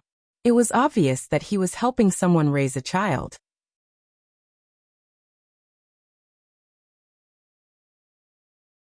Chapter 1430. Before the golden-haired butler could make the call to inform him, he was called to the study by the young master who had finished breakfast. Their young master was really like a character in a martial arts novel. How could a child be interested in the 4 arts from a young age? Their young master was one. The study was separate and there were also ink, paper, and inkstones that would only be used in ancient China. The golden-haired butler deeply felt that he had made the right decision to come to the Yin family. Those book friends didn't understand what it felt like to have a real-life expert bring in. Their young master was definitely a legendary expert. However, the golden-haired butler didn't know why his young master was looking for him at this time. The only thing he could think of was that his young master would definitely warn him not to say anything he shouldn't say. Don't ask him why he knew. That was how online novels were written. However, Qin Mo didn't say this. Instead, he asked, "Do you have any experience raising children?" The golden-haired butler. Qin Mo raised his eyebrows. N. The golden-haired butler straightened his posture and temporarily treated it as the young master asking him for advice. In the West, when raising children, we pay special attention to one thing. We have to cultivate the child's independence. After saying that, he observed the young master's expression. He seemed quite satisfied. He continued, "For example, it's better to let the child do it himself."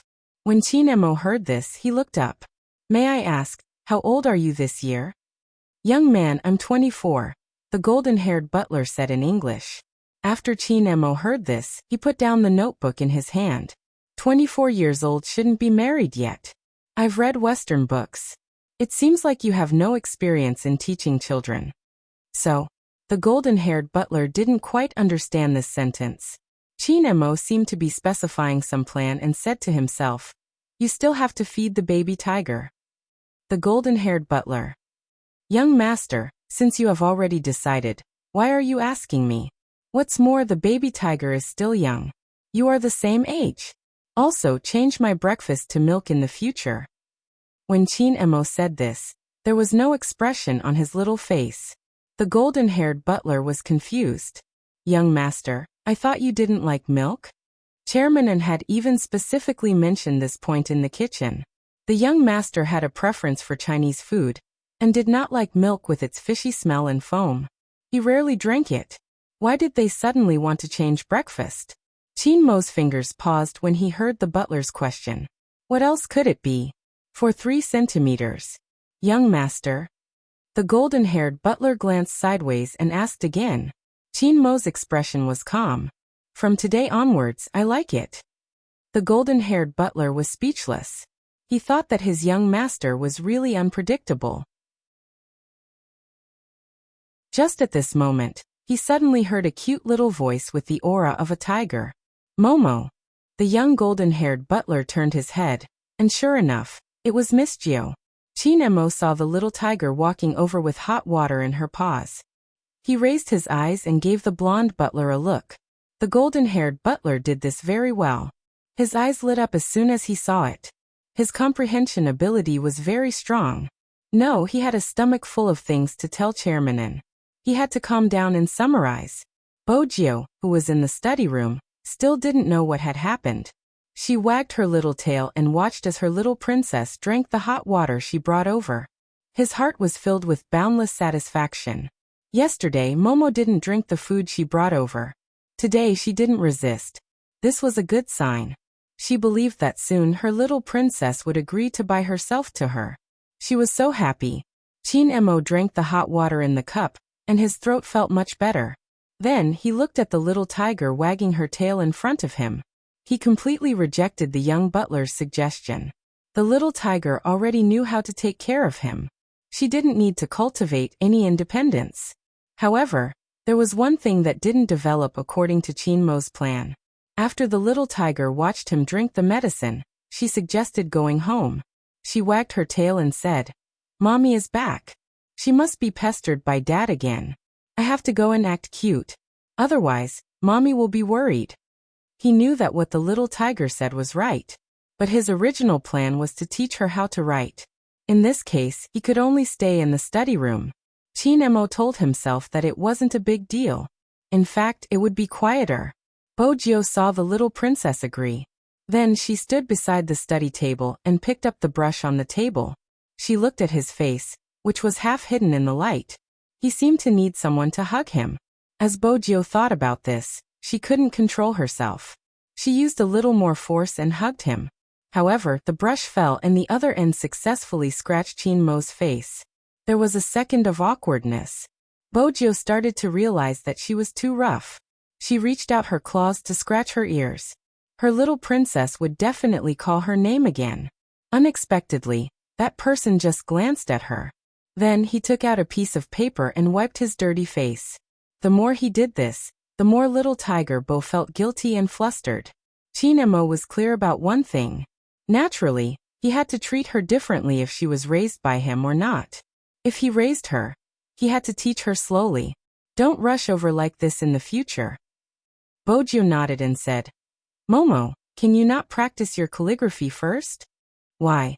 After Chinemo wiped his face clean, he gave off the feeling of a little prince.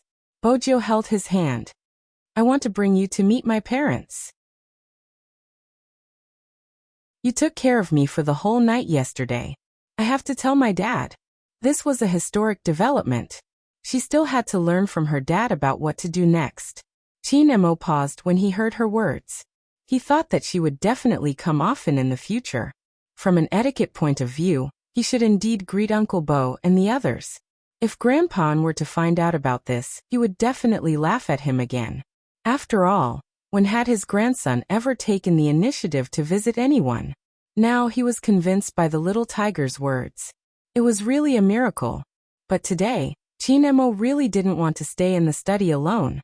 In the past, he didn't think that there was anything wrong with this. It was probably because there was a little tiger beside him. Suddenly, without her, the study became very cold and cheerless. After finding a reason to convince himself, young Master Chin tidied up. Young Master Chin packed up and took out his own down jacket with a furry collar. He covered the little tiger with it. At this moment, Bojio didn't feel any pressure wearing Chinmo's clothes. Instead, it made her little face look even better. The two of them were wearing the same brand of jacket. Young Master Chin had a taste in clothes since he was young. It was probably because of movie Queen Anne's influence. Now the two of them were wearing the same series of down jackets and stepping on the white snow. No matter how one looked at them, they gave off the feeling that they were carved out of jade. Bojio was very happy because the little princess let her hold his hand and walk away. But there was one bad thing. For some reason, every time the little princess looked at her shoulder, his gaze would change. As for this point, the golden-haired butler, who stood at the door and sent the two children away, must have discovered the secret of why the little young master set the standard for breakfast to be milk. The little young master must be concerned about the problem of height. From the looks of it, the little young master was indeed shorter than Miss Gio. After the golden-haired butler caught this information, he called his boss. After old Master heard about this, he smiled so much that there were more wrinkles at the corner of his eyes. Ah! His grandson also had this kind of moment. Was he starting to drink milk because of his height problem? When old Master smiled, he rejoiced again that he had brought his grandson here. No, it should be said that being able to meet the little tiger of the Bo family was the most important thing.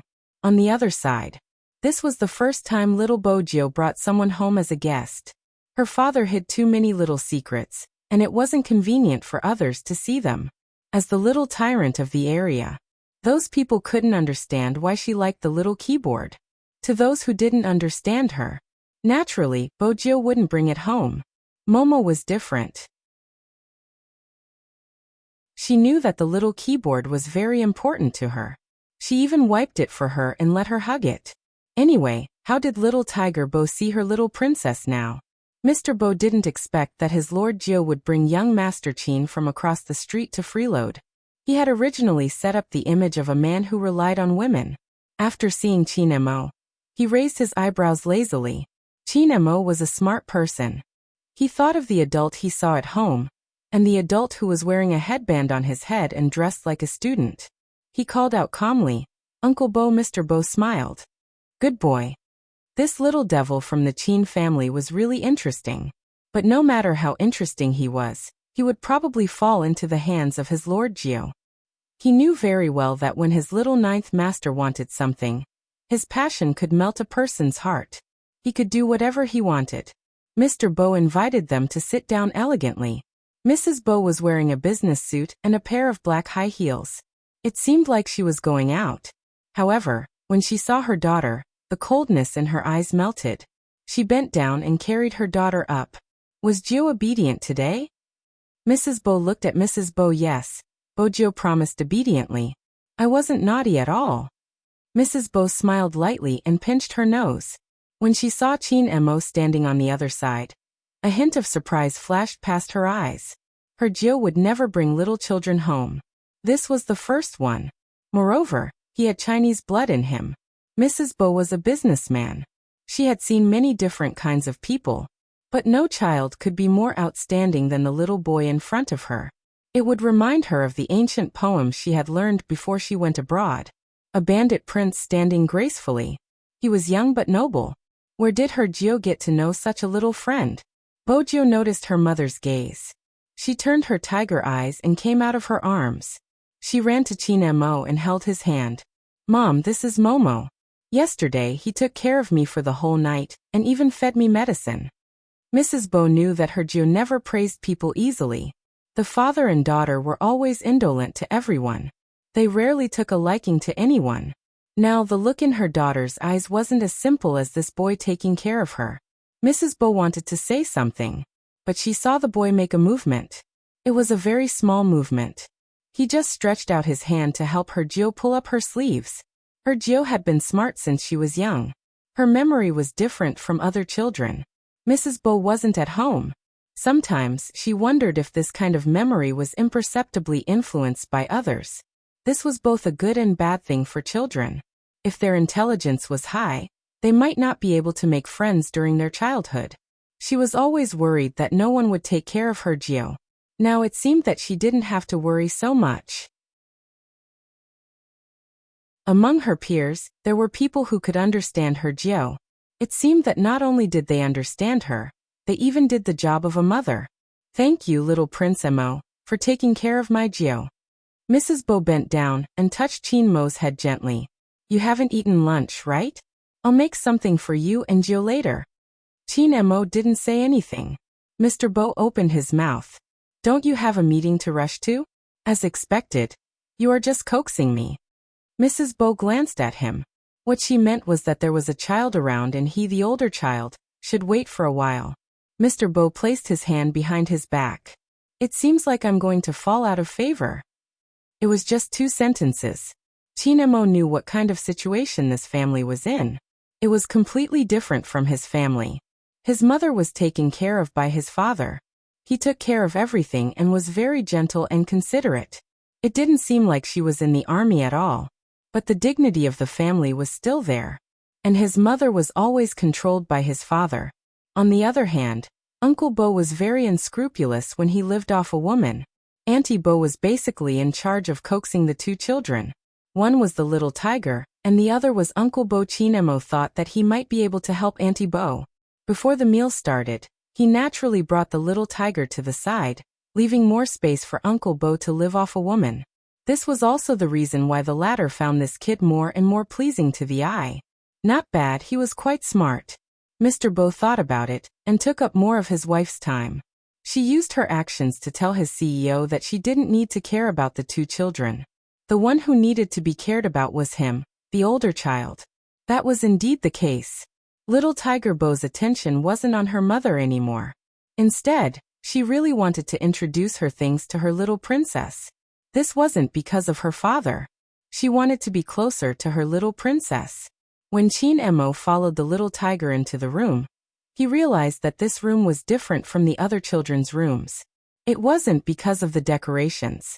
It was because it was impossible to put 3 computers in a child's room.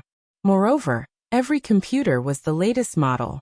Not to mention the computer programming books scattered on the floor. Although they were very simple, Chinmo's English had always been good.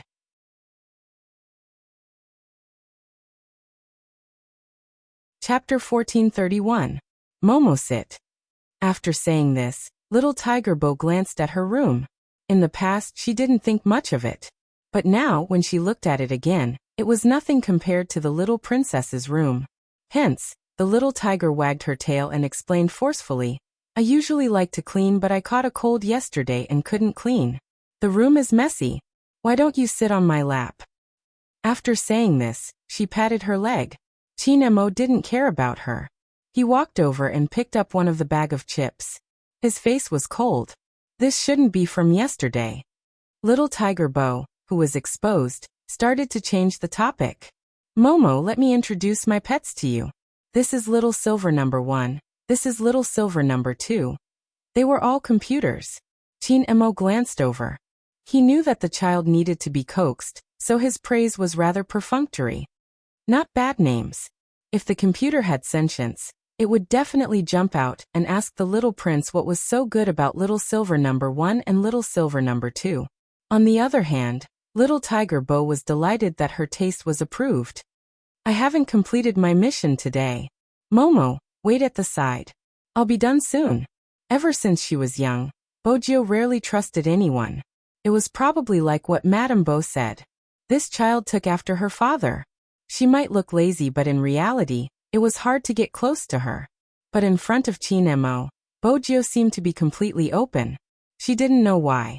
It was probably because she met someone who lived a completely different lifestyle from her. Or maybe it was because no matter what she saw, little Princess Chin would be the same as before. Even in such a situation, he would only roll up her sleeves. Bojio felt that meeting the little princess was a blessing she had accumulated in her previous life. Of course, she had to treat her future pet with sincerity. Her dad had said that humans could disguise themselves in different ways. But when she met someone she truly liked, she had to listen to him and give in to him with her heart. Little Bojio felt that she was a domineering CEO. Of course, she had to show this through her actions. She had to spoil the little princess. Now, she had to let the little princess know that she was busy occasionally and couldn't always accompany him. This way, the little princess would be sensible and wouldn't have a psychological gap. When little Tiger Bo thought about this, she felt that she was too smart. She wagged her tail and smiled. Chinemo watched from the side as she bent over to connect the keyboard. Her tiger paws typed slowly on the keyboard. Her white and tender paws were a little small.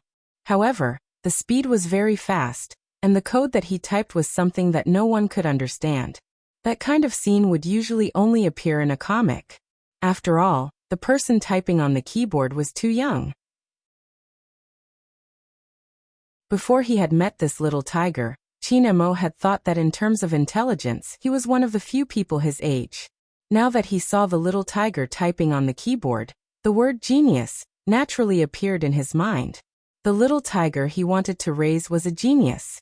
From the looks of it, he had to pay extra attention to his diet and nutrition. Young Master Chin was indeed young Master Chin. Seeing such a thing, the first thing he thought of was how to raise people well. This time she was fast. What a joke. The little princess was still waiting at the side. She had to show off her boyfriend power when she was doing her mission seriously.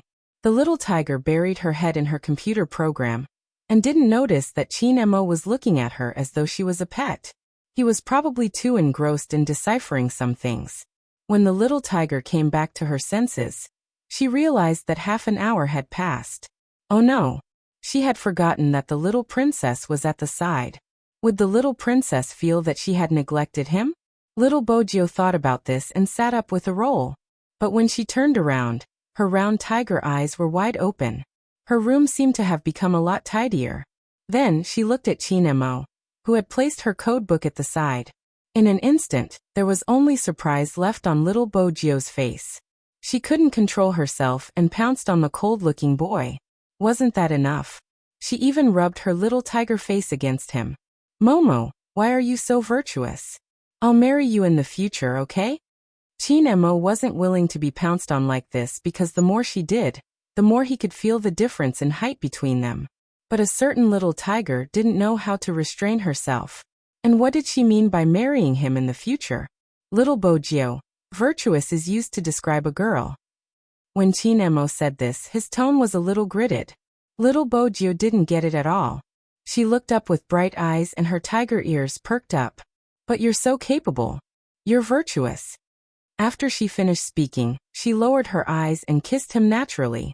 I'll give you a kiss as a compliment. Instantly, Chinmo's fingers froze. Even the words he wanted to say were blocked by the word chirp. The place that was kissed felt hot again and again. Coupled with her soft face, it was as if a feather had gently brushed against the bottom of her heart. There was an indescribable itch, and there was also the milky fragrance of candy. It was hard for people not to pay attention to it. Chinemo pushed the little tiger away and tilted his head. Bojio wasn't sad at all after being pushed away. She patted her little tiger's sleepy head and smiled at the boy whose ears were gradually turning red. This was the bad thing about her little princess. She was too shy. In comparison, she seemed like a little gangster. But she could still understand her little princess's heart. He must be thinking that if he performed well, he would get a kiss. He would definitely perform better in the future. Fortunately, young Master Qin didn't have any achievements in psychology.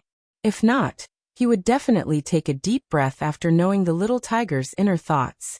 Bojio was elated for a while. Then she said seriously, Momo, even if you're not virtuous, I will still kiss you. Chinemo only gave her one word. Heh. The cold and aloof little prince. Bojio understood that he was being arrogant. It wouldn't affect her performance. Chinemo looked at the little tiger in front of him and narrowed his eyes. He realized that a certain someone didn't understand the difference between men and women. Also, it wasn't good to kiss whoever she liked. After all, there was still the little red hair called William. With this thought, Chinemo turned his face and pinched the little tiger's ears. He realized that he wasn't as smooth as he had thought when he was doing this. When they stood together, he was a little shorter than her. This caused Chinmo's voice to be much colder when he spoke. In the future, don't kiss anyone you see. You shouldn't use this method to express your love. Bojio tilted her head. Don't use this method? What should I use? I usually give them a hand gift. A hand gift is for a boy to a girl. Besides, there isn't a hand gift in China. Did she want to kiss anyone she saw? Bojio blinked. But we aren't in China now. Don't you have basic manners? Do you usually attend banquets? Chinemo interrupted the little tiger. Bojio shook her head. I don't. Do you follow Grandpa to socialize like me? Chinemo asked again. Bojio continued to shake her head. Then, why do you have to give them a hand gift?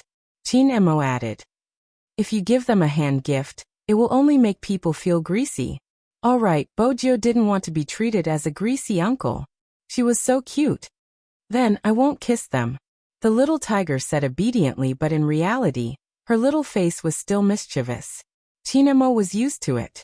His expression was as cold as before. He didn't say anything else.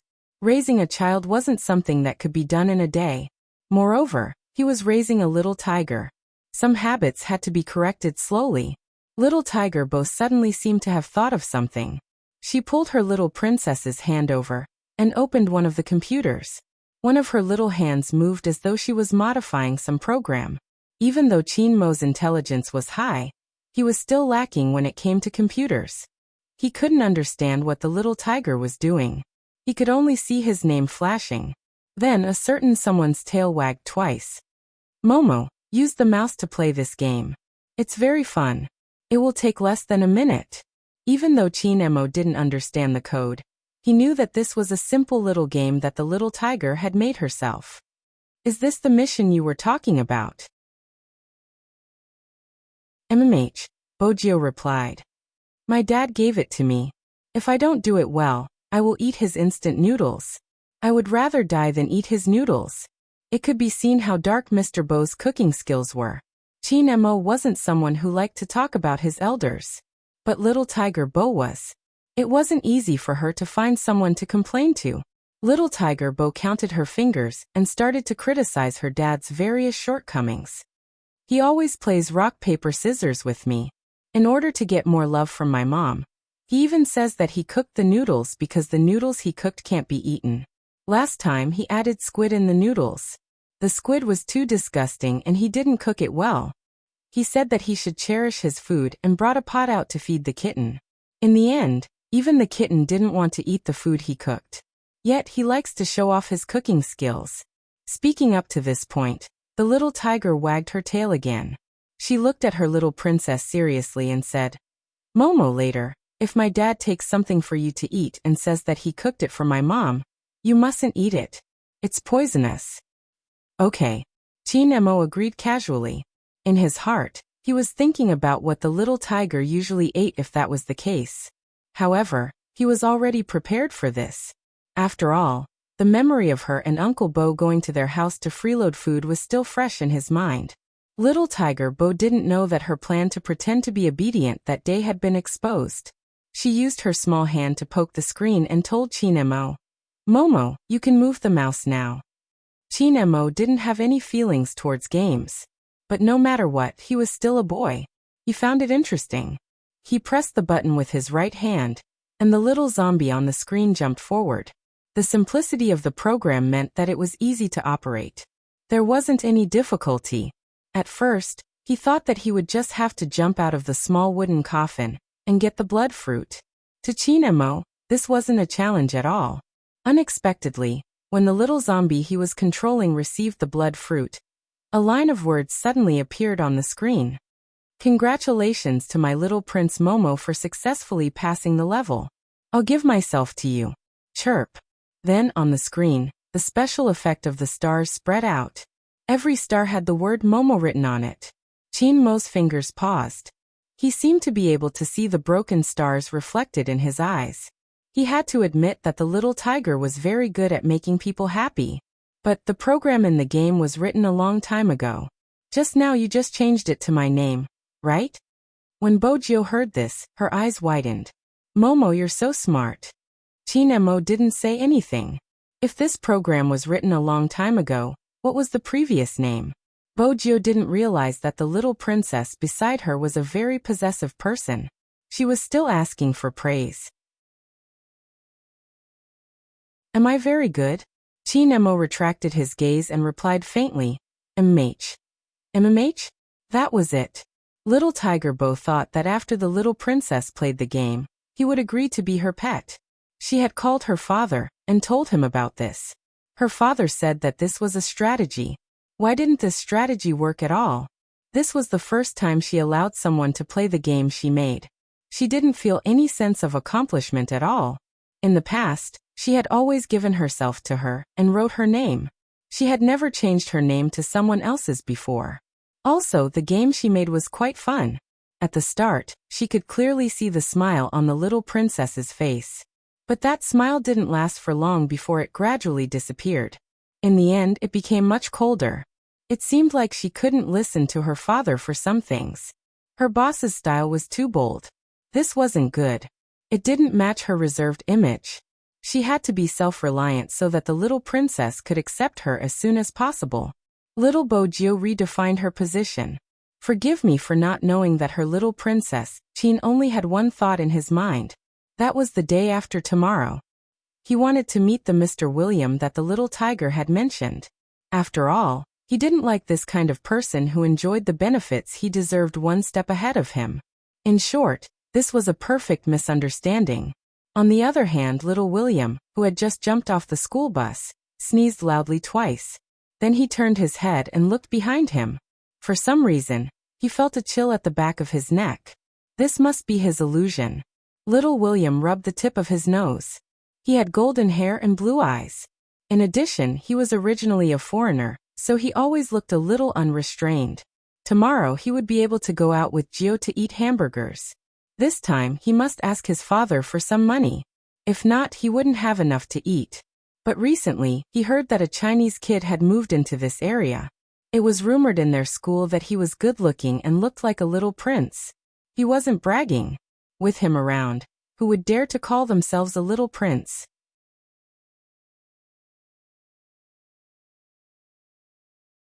Chapter 1432. At that time, little William did not realize how naive his thoughts were. He waited until the next day. Little Tiger Bo had always liked to eat hamburgers. In addition, he rarely went out. This time, he was going out with the little princess. No matter how he thought about it, he was excited. She climbed Chin Mo's wall before the sun rose. Unfortunately, after being discovered, little Princess Chin didn't talk to her for an hour. Bo Jio caressed the bridge of her nose, walking 2 rounds beside him. In the end, Chin Mo heard someone's stomach rumbling. He frowned. Come over. Bo Jio was standing by the side of the bed. When she heard the little princess's words, she moved closer. Chin Mo helped her take off her hat before asking, Do you know your mistake? Bo Jio blinked. I know. Looking at that expression, it was impossible for him to know. Chin Mo wanted to ask his family to put a few more potted plants outside.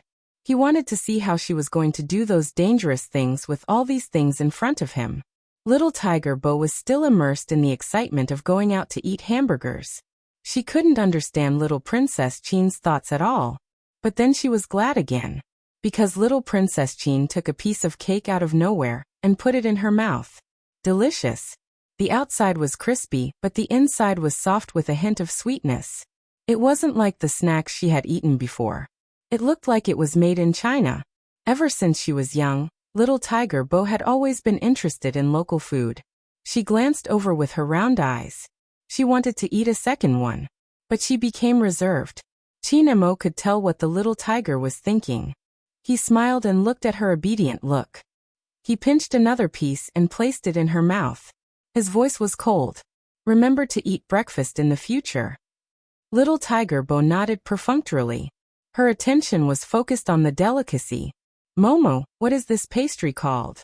Chin Mo paused. It was obvious that he didn't want to say the name.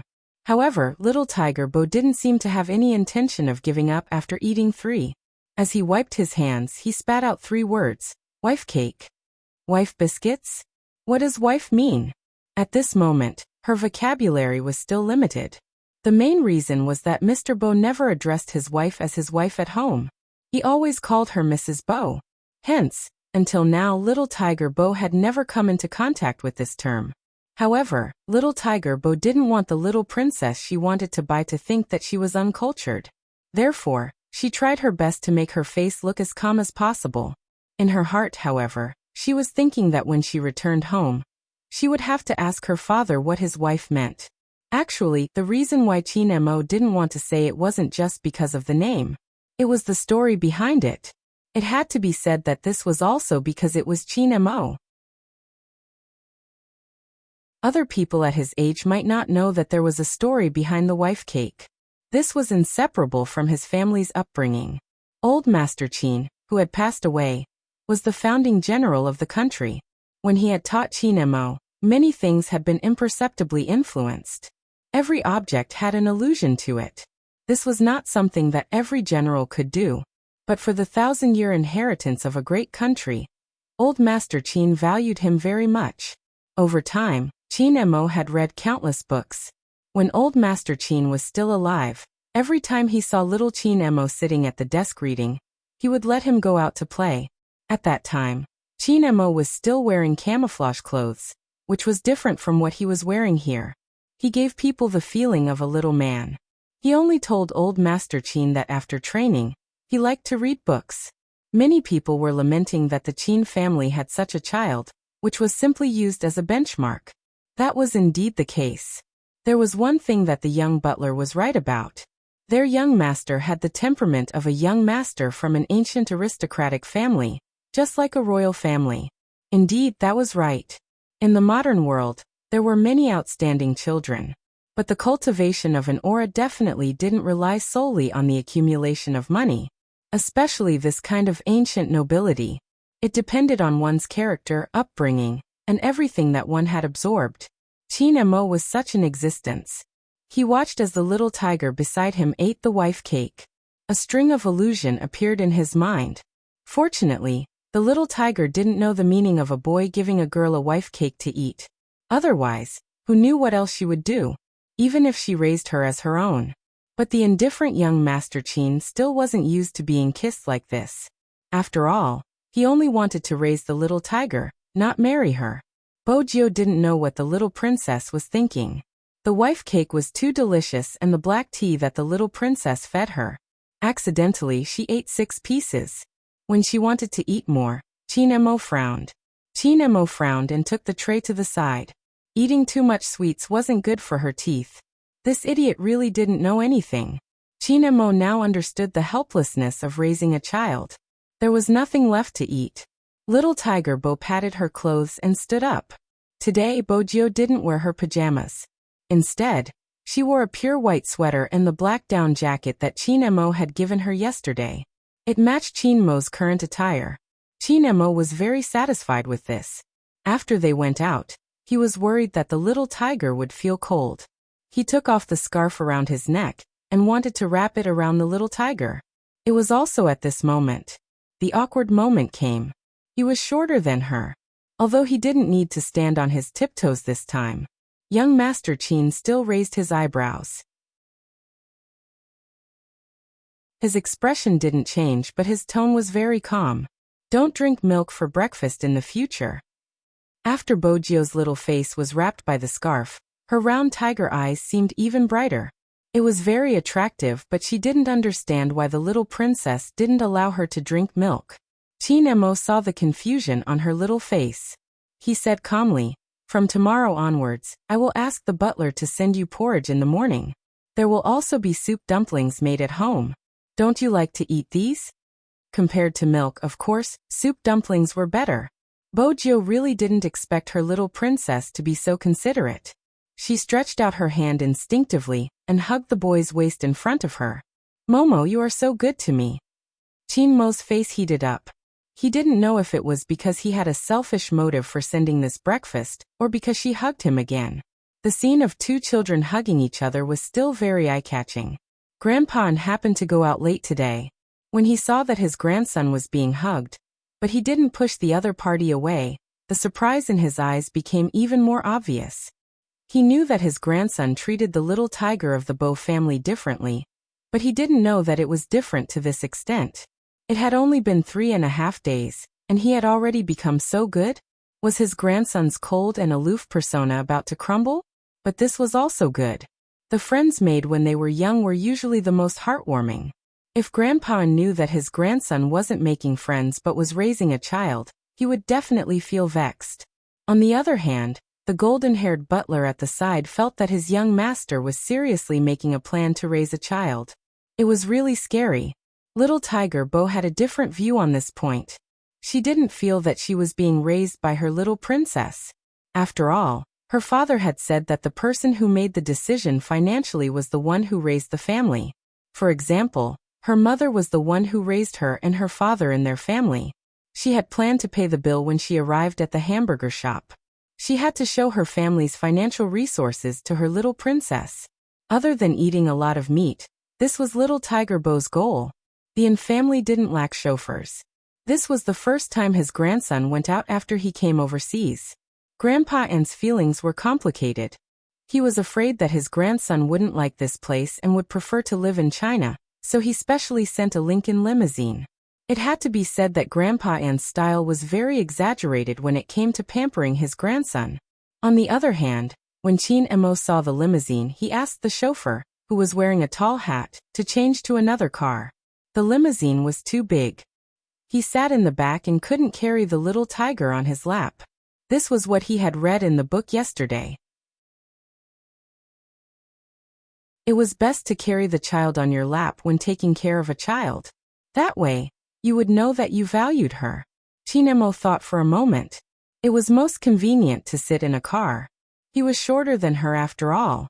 Little Princess Qin was very concerned about his height, but he didn't show it. On the other hand, little Tiger Bo was a little surprised when she was carried in the car. Usually, she was the one who thought of ways to pounce on the little princess. It was really abnormal for the little princess to take the initiative to hug her. Was the little princess not shy anymore? Bojiu tilted her head and studied Qin Mo's expression. She could only see the coldness on his face. She couldn't see anything else. At the start, Chinemo felt a little uncomfortable. After all, he had never hugged anyone before. After driving for 3 minutes, he got used to the milky fragrance on the little tiger's body. Bojio opened her eyes wide. She sat in his arms and looked left and right through the car window. Every time she passed a street, she would introduce it to Chinemo. Momo, you must go and play here. My dad brought me here, and it's very fun. Momo, there is a river on your side and across the river is my dad's school. In the past, before you came here, I would always go there to play alone. My dad is still a postgraduate student. Can you believe that a person like my dad is also a postgraduate student? My dad is too dissolute. I have to help my mom keep an eye on him. There was a period of time when I went to spy on him every day. In the end, that guy only knew how to sleep. He even placed me under his desk and made me sleep there. But when the bearded Professor Robert teaches, it is really easy for people to fall asleep. Anyway, it's not easy to describe. The scenery outside was very good. In addition, the baby's voice was soft and cute. Everything seemed to have entered a European-style painting. Everyone who lived abroad knew this, due to the environment. The streets here were very clean. In addition, it had just snowed. There was also a sweet fragrance in the air. When they passed by the square, there was even a flock of white pigeons flying past. The people walking on the street liked to hold a cup of coffee in their hands. The European-style buildings rose from the ground. Most of them had clear colors. This was probably the charm of this city. But Chinemo didn't look at the scenery. Instead, all his attention was on the little tiger in his arms. Other than rolling up her sleeves. From her words, he came to a conclusion.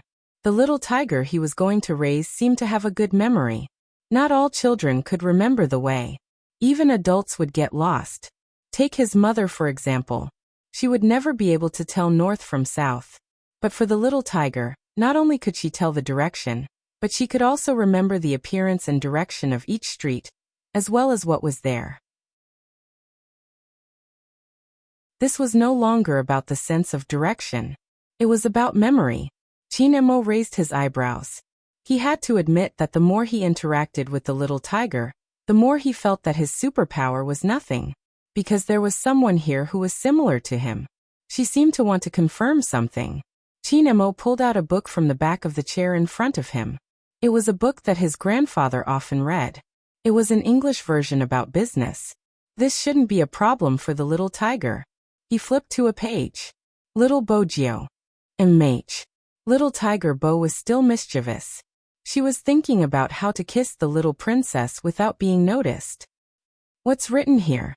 Chinemo pointed at one of the paragraphs. Bojio lowered her eyes. Her eyelashes were long as she read a paragraph. After Chinemo finished listening, he closed the book. Little Tiger Bo realized something. Was the little princess asking her a question just now? It was really too cute. She wouldn't laugh at the little princess's poor English. After all, she had just started to learn the Chinese characters seriously. Just as she was about to give the little princess a kiss to comfort him, the little princess spoke again. The little princess spoke again. How much do you remember about the part that I just read? Little Tiger Bo thought to herself. He was asking her for a question again. He was really arrogant and cute. He angrily repeated what he had just said. She was waiting for the little princess to look at her with admiration. However, there was nothing. Chinemo just placed the book down and smiled. As expected, it's just as I thought. This little tiger was the same as him. She had a photographic memory. Of course, memory could be developed later on. She just needed a little bit of talent and a memory bank. It wasn't impossible. Anyone who had watched The Strongest Brain would know. Every object and place has a connection to it. As long as you remembered these connections, remembering things would be very easy. That was because it would form a small three-dimensional map in your mind. This kind of map could only be perceived by yourself. In the past, when he displayed this ability, others would be shocked. They should really come and see the little tiger he was raising. In this aspect, she seemed to be stronger. Bojio's ears perked up as she looked at the smile. She felt that the smile was too beautiful. It was like the snow that had just melted outside. Did the little princess want her to kiss him when he smiled like that? No, she had to restrain herself today. She still had to eat later. If she paid for the kiss in advance today, she would be too happy after eating, but the little princess wouldn't let her kiss him. That would be too sad. Just as little Tiger Bo was thinking about this, they had reached their destination. The black low-profile car stopped by the roadside. It was a plaza with an amusement park. You're tuning in to the Lee May's Sword of Destiny YouTube channel. We're so grateful for your support, and don't forget to subscribe to join us on this incredible journey through captivating stories. Your generosity through donations truly makes a world of difference, as it's the primary source of revenue that allows me to expand and enhance this channel for you. Thank you from the bottom of my heart for being a part of this adventure.